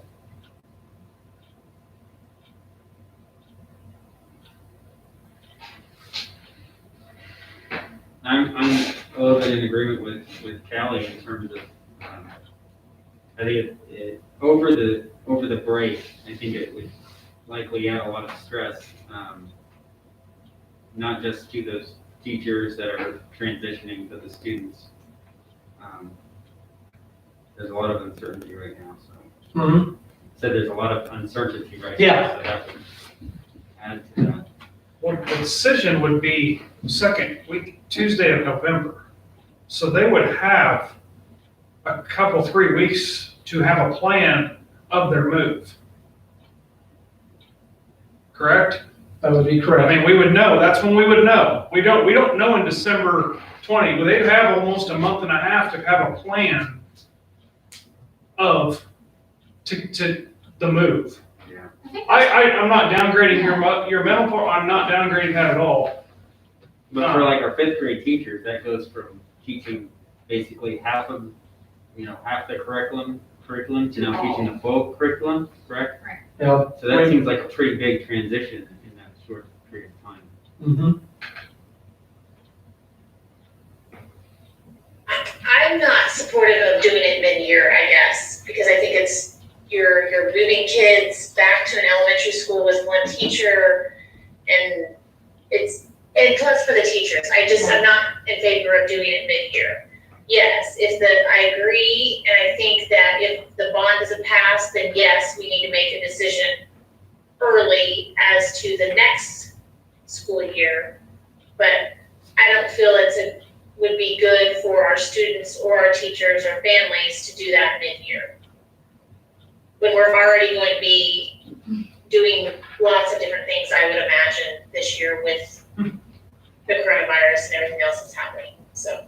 And I guess that's I would echo Kelly on that. I don't agree with doing it mid-year. I think that adds so much stress to our staff and our students. My other thing would be, can we do it at the beginning of the year, not knowing if we need it?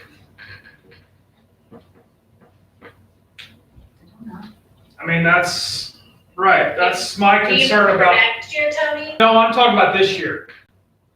Because that's on. We should wait to do it this year, but that's just my opinion. I agree too, but that's on the board. Everything's on the board right now. So, I know, that I'm telling you my opinion. yeah, my opinion matches yours. Do it this year. Yeah.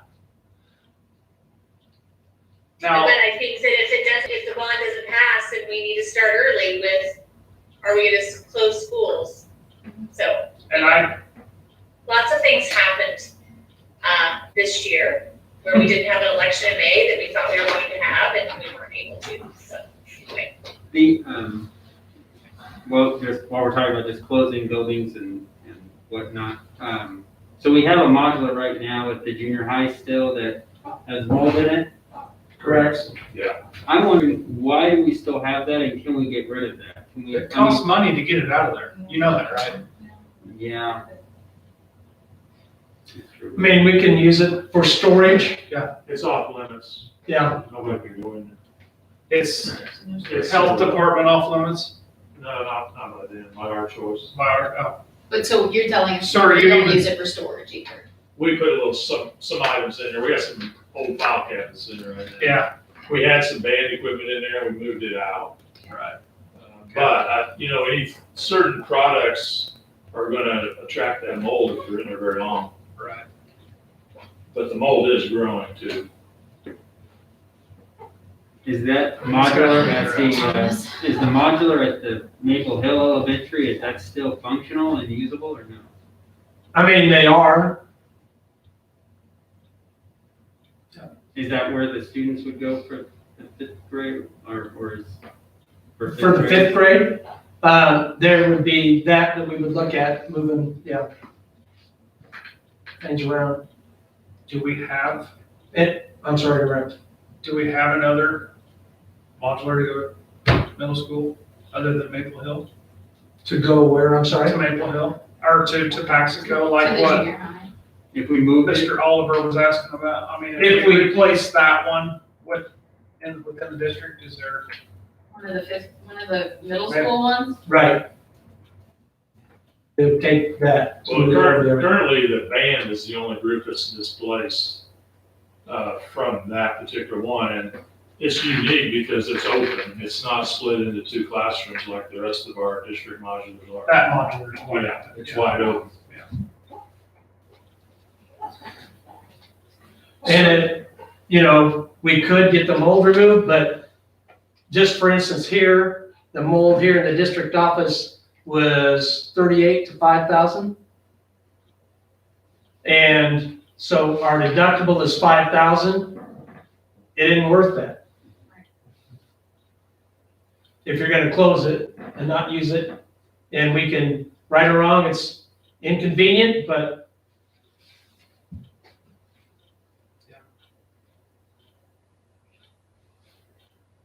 I agree. We had an estimate to remove that, and the mold remediation was cost more than what the unit was valued at. I remember I was way over 50% of the value. I can't remember exactly what it was, but I remember it was pretty substantial, and it wouldn't be worth messing with trying to remove that mold out of that particular module. yeah, for sure, Don. So And the one in Maple Hill, I wouldn't recommend using. I think they got out of that because of some wiring issues. I believe Galen found something in there with lighting or something when they replaced them, and that's why they are not in there. And that modular needs to go too, so I wouldn't think we'd be willing to put any students in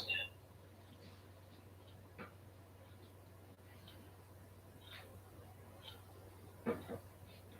So does anybody have a motion with a plan in it, like what Brad said? That even if we make a decision, if the bond doesn't pass after that, or we make a decision to close it next year, whatever. I don't, Well, I'd make a motion that we close that middle school at the end of this coming year. And whether bump passes or not, it would be close, but and move forward from there.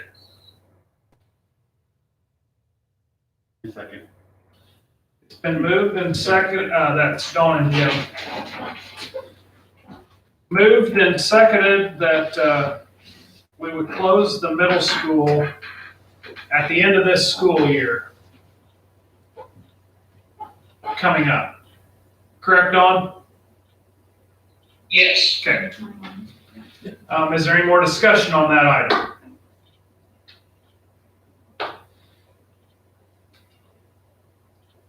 If not, all opposed, say your name. Motion passes.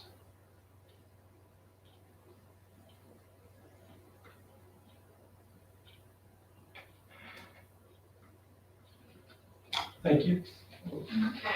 Start planning for that. Okay, set special meeting to approve 2021 budget hearing, Monday, August 10th.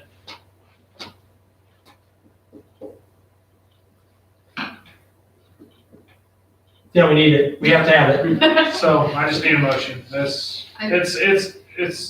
we have to, All right, I moved to set the special meeting for the budget hearing to Monday, August 10th. Is that what we're doing? Callie, yep. Yeah. At 6 o'clock. At 6 o'clock. Callie's got a motion. I got a second? Second. Second by Jim. It's been moved and seconded to set special meeting for a budget hearing Monday, August 10th at 6 o'clock. Is there any more discussion? Any discussion? All opposed, say nay. Motion passes. All right. Approve the Muncie County Health Department School Health Nursing Services Contract, immunization policy. We don't have a school nurse per se, and they act in that capacity. And the immunization policy is that they, by state statute, have to have that. And people still can sign a waiver if they choose to be able to do that. Recommend that we would do that. Utilize their services again this year. I think we have to.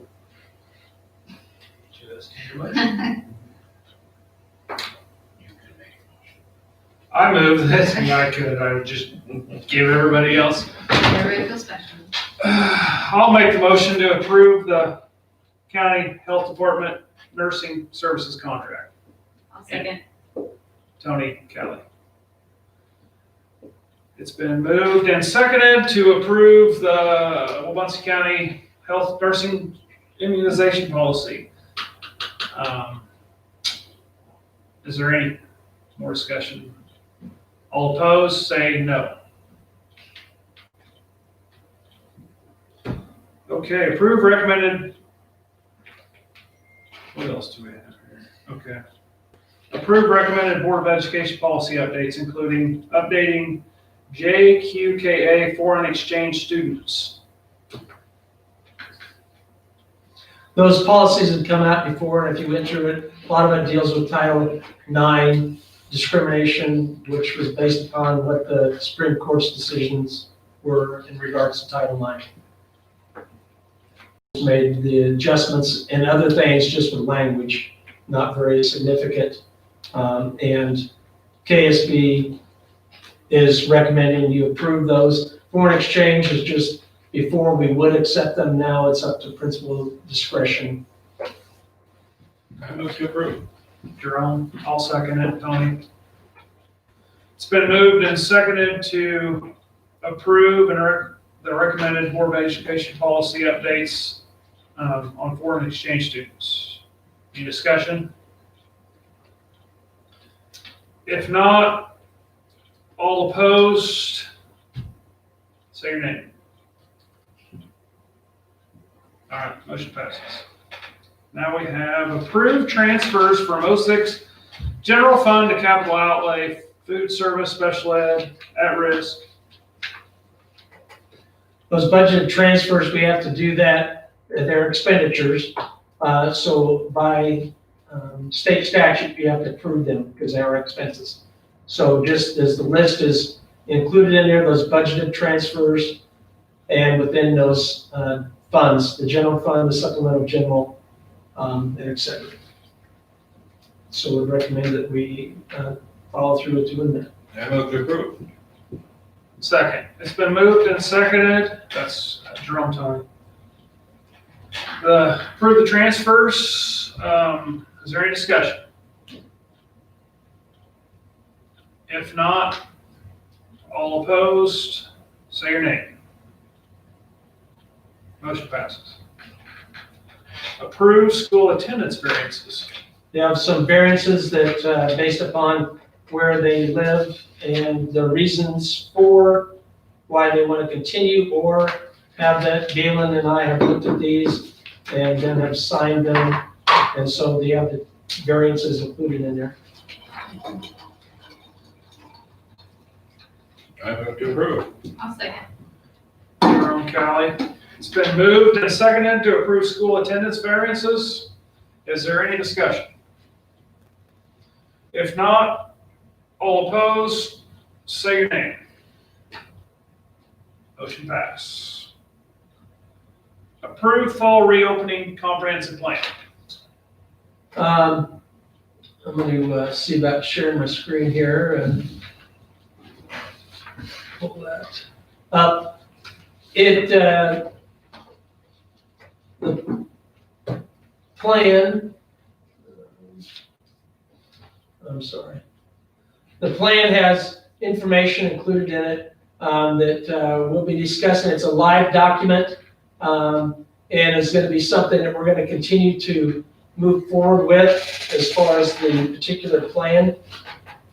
Some of the questions that are going to be spoken about, to mask or not mask.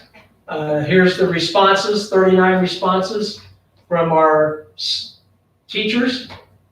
The yes, 43%, 17 of them said yes, mask. No, maybe was 9, no, or excuse me, no was 4, and 9 was maybe, and then there's others that talk about things, about situations, adult discretion, 6-foot social distancing, and as you are aware, the county commissioners voted to not follow the executive order, and the fact that then our county health department's recommendation is they are recommended but not required, and specifically if you're closer, can't social distance. And so that's included within our reopening plan. The adults wear masks where and when. The yellow there is only if social distancing can't be maintained, and that's 51% of the staff, 33% while inside. And then the other choices at all times inside and out is only, let's see, I'm sorry, with consideration. So only if social distancing, and I think it's important that it, quote, is bubbled up from the teachers versus top down, because they're going to be the ones living it and by example. One thing that then asks, how comfortable are you in wearing masks? And from that particular question, you can see that the comfort level is not very comfortable as 1 to very comfortable 5.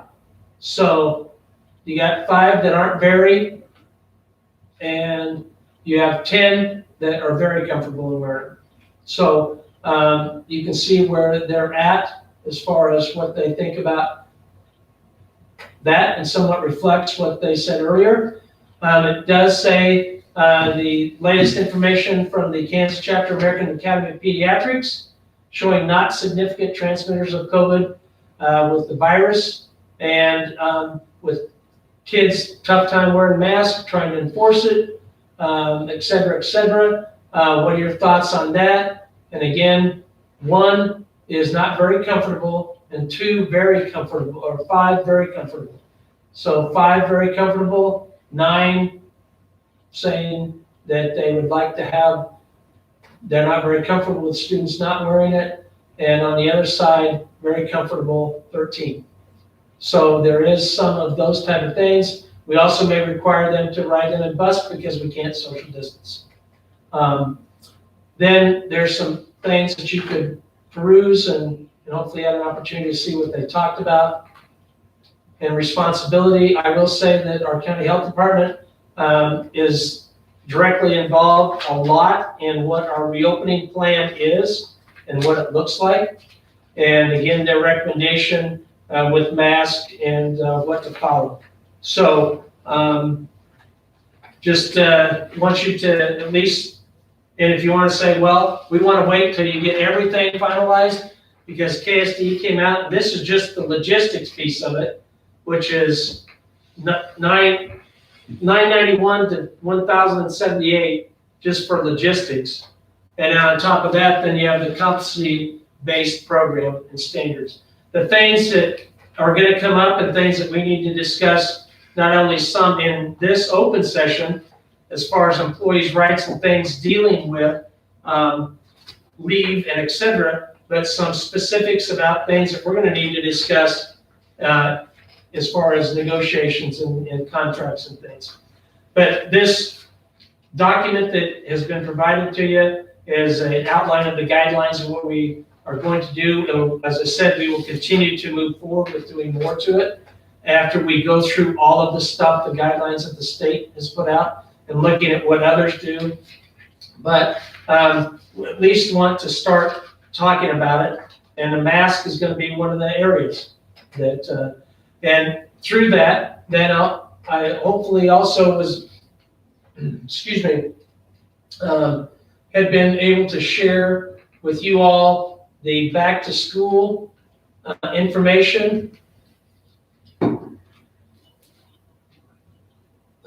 Yeah, well, I know it's not accepting.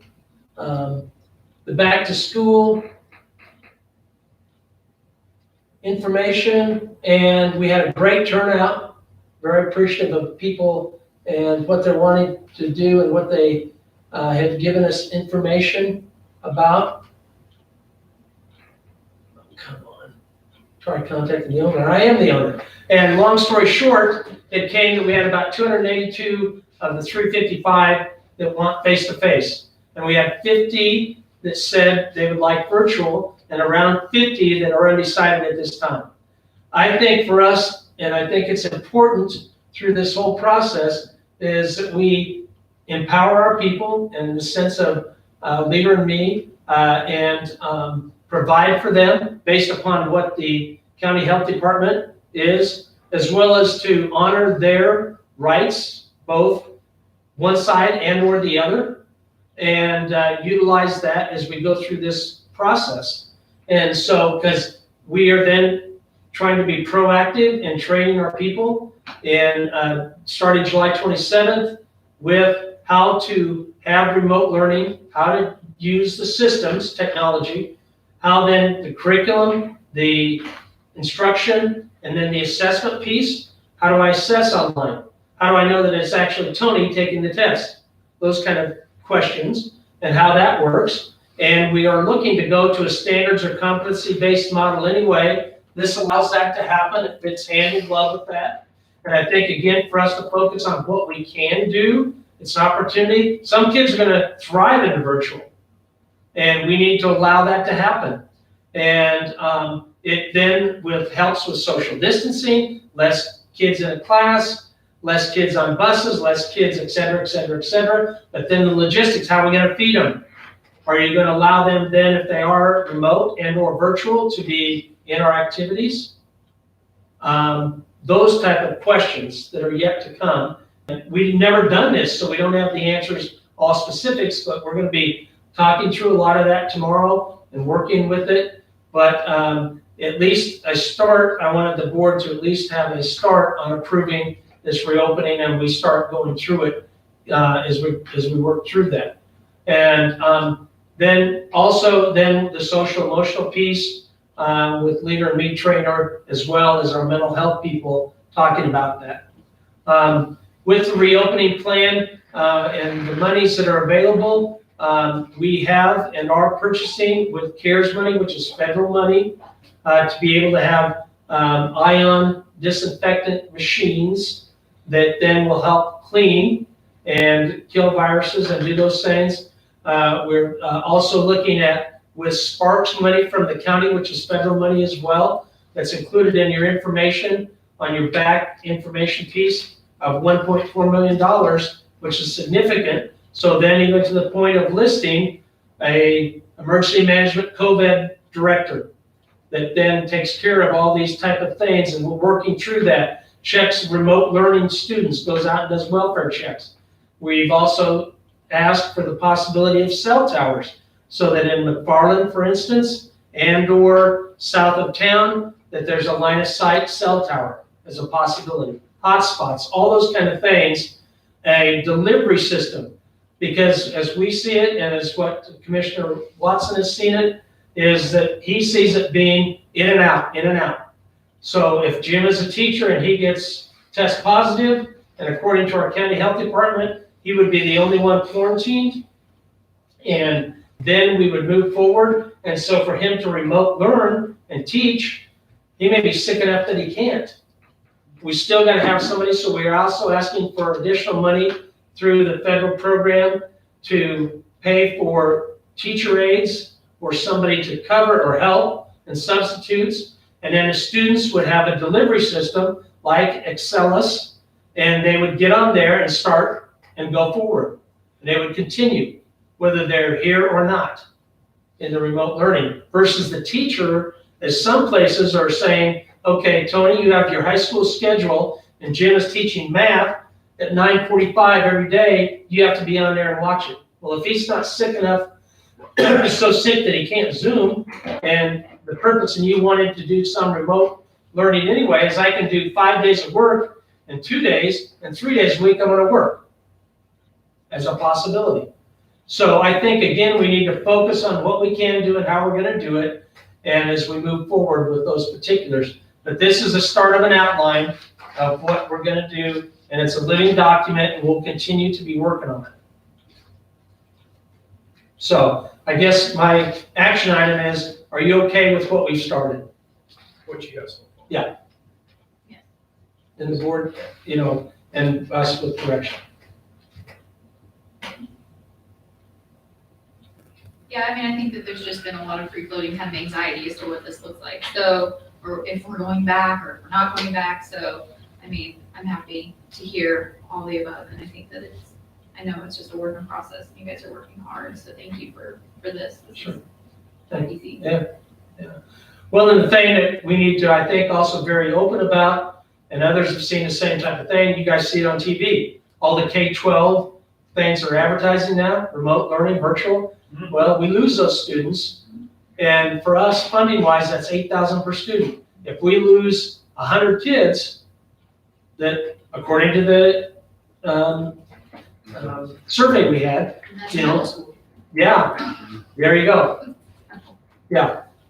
I think there's a lot of benefits to having a hybrid model because we're able to stay in competition with other schools. I mean, I know Topeka schools are already doing it. I don't know about other ones within our league, but I can only imagine they're probably, at least some of them, going to be doing it. So if we're not offering that as an online option, parents are going to go elsewhere if they feel like that's a level of importance.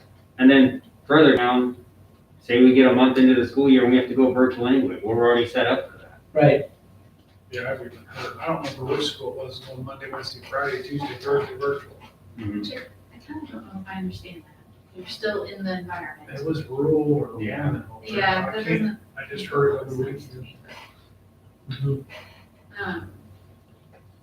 So the virtual would be a platform then, like a delivery platform then, not like the teacher having to do Google Classroom or whatever. It would be That's how I set. would see it and recommend it. Right. And then the teachers may say, no, well, I want to do it myself, okay? But this particular program has matched the state standards. And so if I'm also legislatively, they're investing tons of money, the feds are tons of money in this. I want to see a result. So if you're going to do this, then I want to see, and maybe you're very good at Zoom or whatever as a teacher. How can you prove to me the kid is learning? This particular system would show you, here's what they've done. They've met these standards. We're looking to go to a standards competency-based model anyway. It provides that for them. They can utilize that. They can also, they're still the teacher, so I can still do other things, however I choose to use this. But if things, all of a sudden I'm gone the next day, here it is, off we go. Right, I mean, I wouldn't see that it would restrict a teacher from being able to still do Zoom meetings, still do follow-up, still be available for questions and help and meet with kids virtually, Right, so. right. It can't, you're exactly right. The only virtual feedback I got was we had teachers on, and I understand, they didn't know, they got thrown into this. But all our kids have Apple, but yet we were using Microsoft stuff, so they're having to use mom and dad's. I think we need to make sure we're utilizing what we have, what that student has, because if you can't get it on their iPad, they gotta go somewhere to the tablet to get it. Why does that student have an iPad? Mm-hmm. And there were several parents that were very frustrated with that. I'm assuming there's but we've made an investment in iPads, so. Right. Yeah, I mean, I think we had an issue at our house specifically too with like being able to hook into our printer, so she couldn't print anything off or because with the Apple and print and talk or something, and so I don't know, but yeah, it's a little convoluted, but that was such a panic situation that I would hope and imagine that if people were planning, that would go a little smoother. Mm-hmm. And I assume have it's a motion. with Google things. I'm sorry? Yes, he's wanting, okay, what he's wanting is an emotion basically to approve the plan that they have started right now. That is a living document. There's going to be more and we are going to have to approve more. But what they have right now, their start, and then that's what this discussion is right now. He's laying out what his vision is.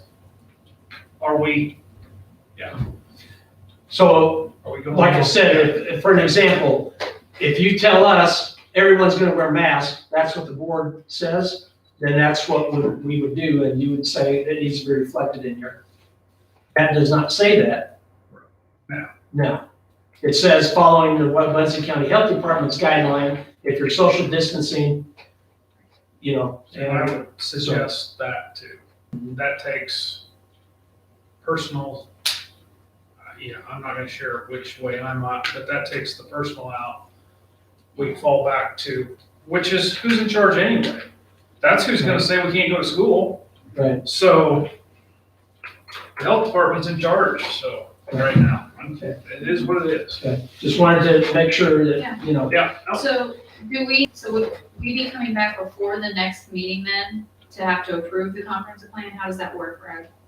It would then, as we continue to do it, if we needed a special meeting saying, okay, we've made significant changes, then we'd have to call a special meeting. Okay. Otherwise, we're just gonna say in August 10th, whatever that date is, that we then give you an update, and you guys, we're still on track, prove it again, you know, that kind of thing. Still before school. Right. So you're still, Right. so I just need a motion. If there's not any more discussion. Kelly, Dawn, you guys got anything more? I don't have any.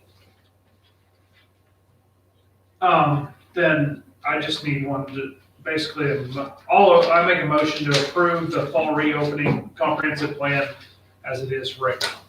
I'll second. Tony Kelly. It's been moved and seconded to approve the fall reopening comprehensive plan as it is right now. Is there any other discussion on this? I do have a question, I guess, because Okay, in the plan, it says that masks are optional. I know that's what we've been talking about, but that was part of it. But I'm assuming we would follow guidance from the county health department on masks or any other situations, whether it's social distancing people or staff and students, or we need to close schools for a period of time or something like that if there's a resurgence of the virus, or for some reason there's a higher outbreak of it within our county and our communities. Yes, Is that correct? that is So correct. So really, so it's not, so on the mask piece, I guess it says that it's optional, not whatever, it doesn't state that we're following the county guidance on that. Correct? Number 4, I have to, hang on. I got, 4, wearing masks. You could just, Masks are optional for employees and students when showing no symptoms. Right? Right. So we can, and what you're saying is to make sure that that is, again, back to on the front, number 3, under 1, educating the community that this guidance will be, as far as Muncie County Health Department, American Academy of Pediatrics, et cetera, KDHE. Right, that we're following some either local and or state guidance on that. It's not our school district is deciding that. I would hope we were following health experts on that. Right, yes, Because I know it's a controversial topic. it is. I have a lot of opinion about that, but I will not talk about that. I just feel that we should be following health experts on that. Mhm. Yes, It seemed to be needed to be a controversial item, so, right, anyway. yes, Which is part of the living part of it, correct? correct. It's a work in progress. It's not a final product. But the motion is to accept the start of it, basically, correct? Okay. Which is kind of, maybe that's not the way I stated it, but that's what I meant. Good. Is there anything else? All right, if not, all opposed, say your name. All right, motion passed. You did want to do that 12, the HVAC 12, or do you want to do, is it an action item? Yeah, it is. Do you want to do it before the tower, or you, okay, tower.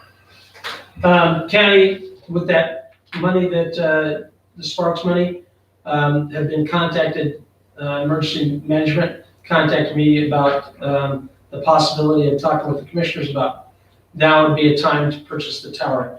The value overall is replacement included in what we have in it is $332,208. Value of the building based upon what money the district has in the tower is $74,708.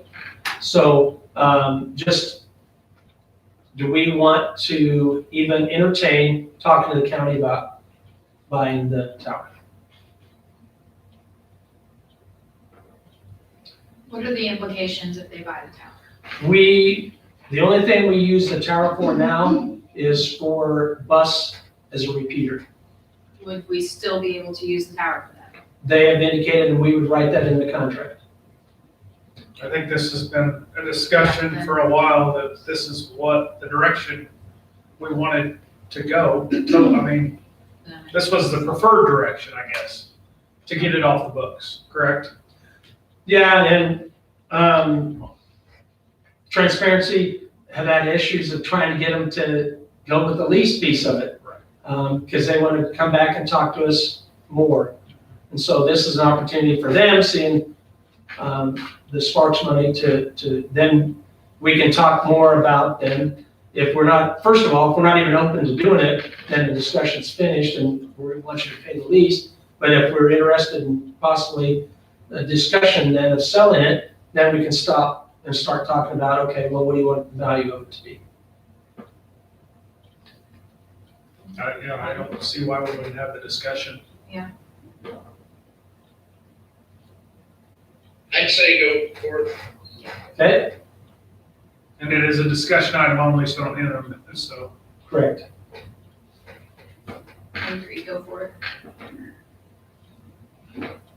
Okay, I'll contact them and let them know that we're interested in negotiating, please talk about it. Okay. 12, approve HVAC maintenance bid, correct? Correct. What we're on, bid, Correct. yes.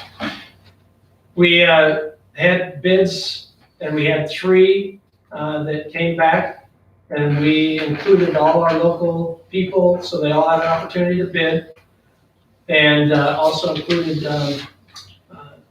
others, larger companies, like Thermal Comfort Air out of Manhattan, who did not bid. And those are the bids that are on your sheets there. And the low bid is $14,470 from Frank's Plumbing and Heating, and that includes the filters. Are those other two out of the No, yeah, Central Mechanical Construction is Manhattan, and PCI is Topeka. I don't I'd understand. like to excuse myself from this, Brad. Thank you, Don. Thank you, Don. I'll have to excuse myself too. I have a conflict. Okay. I'll just step out. Okay. So Dawn and Jim have left the meeting. Obviously, the lowest bid is local, and that's what we have tried to do in the past, so we have precedence for that, so I would make a motion that we accept the Frank's Plumbing being the lowest bid. Tony Jerome. It's been moved and seconded that we approve Frank's Plumbing's bid for HVAC maintenance. Is there any discussion?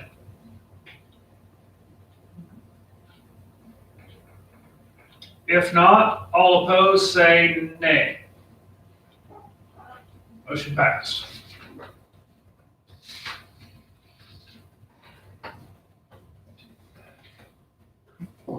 or no? That's close. How do we get Dawn back into the meeting? He's still there. I think he's, Dawn, you still there? Can you hear us still? Hey, Jim? I'm here. Okay, we're back. Jim, come on back. So Dawn and Jim have re-entered the meeting. Okay, And just FYI, the Frank's Plumbing low bid was accepted. Motion by Tony, seconded by Jerome, passed 4-0. So just FYI. we need executive session, correct? We do. Okay, so I make a motion to go into executive session to discuss salaries pursuant, that's what we're doing, correct? Okay. Pursuant to the exception for employee negotiations under coma for a period of 20 minutes. Starting at 8:13, 3:4, yeah, I got 8:13. So you I have 8:13. It'll take a little while for me to get. Don, you and Kelly have the invite for the executive session piece.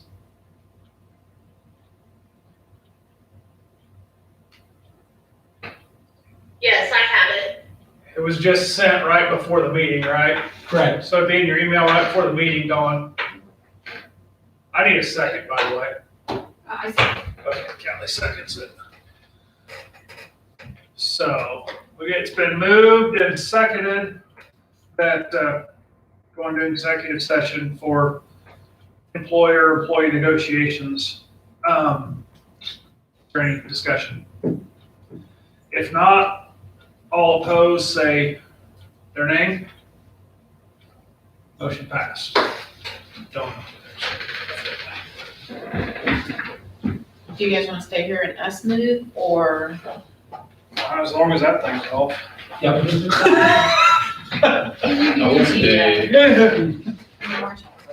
You just think it'll take you a minute, don't think? Yeah. Okay. Is that a toggle or is that, okay? Or is it, yeah. Are we still on camera? I might not.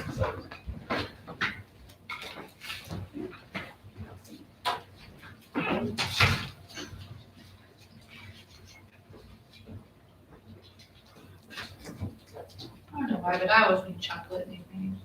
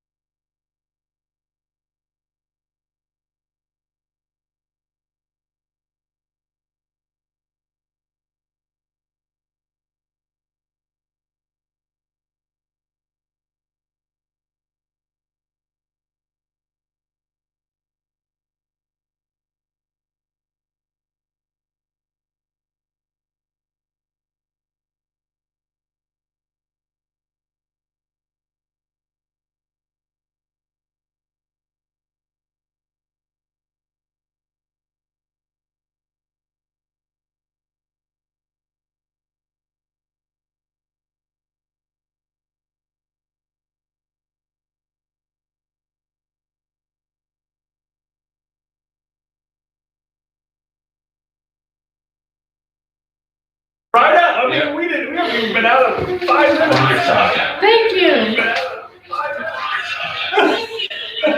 I was making sure that there was no volume coming through, Oh, that it was actually working.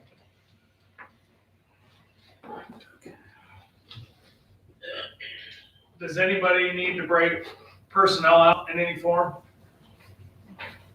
Okay. So, Josh, are you good? We're ready? Oh, yeah, sorry. Okay, so we're back in open session. So I'm going to make a motion to accept personnel as it's presented. I second. So it's been moved and seconded to accept the personnel list as presented. Is there any discussion? If not, all opposed, say your name. Okay. Superintendent board. The only thing, just facilities committee updates, we contacted them to see if they're interested on the yes committee and working through with that, starting to get things set up with them, meeting wise. Just a report from Riley County Health Department. There's 100 out of 105 counties with cases. Testing was up, and 9% have been asymptomatic. Well, Buncey County had 3 active cases, had 6.7% tested, has had from the beginning 37 total. Of those that have been 37, they've only had 2 hospitalized, and those were waiver. So death rate, according to the statewide, according to the Buncey County Health Department, death rate is going down and hospitalizations are going down. So. That's good news.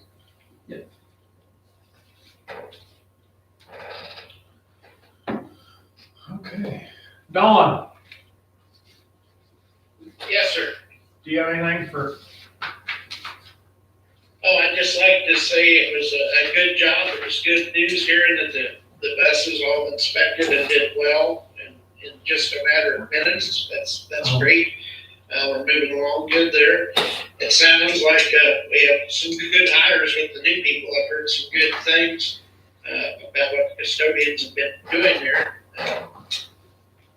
Just kudos to the guys that were in charge of getting them hired, Brad and Galen and whoever else was involved in that. But that was, I think you made some good choices there, and it seems like you're doing good things. Okay. Kelly?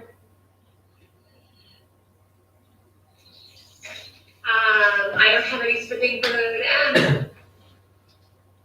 Kelly? No. Jim? I'm sorry. Jerome? Is football practice, when does that start? August 17th, it's slated to. I don't have anything. I just need a motion to adjourn. Make the move. Jim? I'll second it. It's been moved and seconded that we adjourn. All opposed, say your name. Motion passed. Bye, everybody. Bye. Thank you. Bye. Stay safe.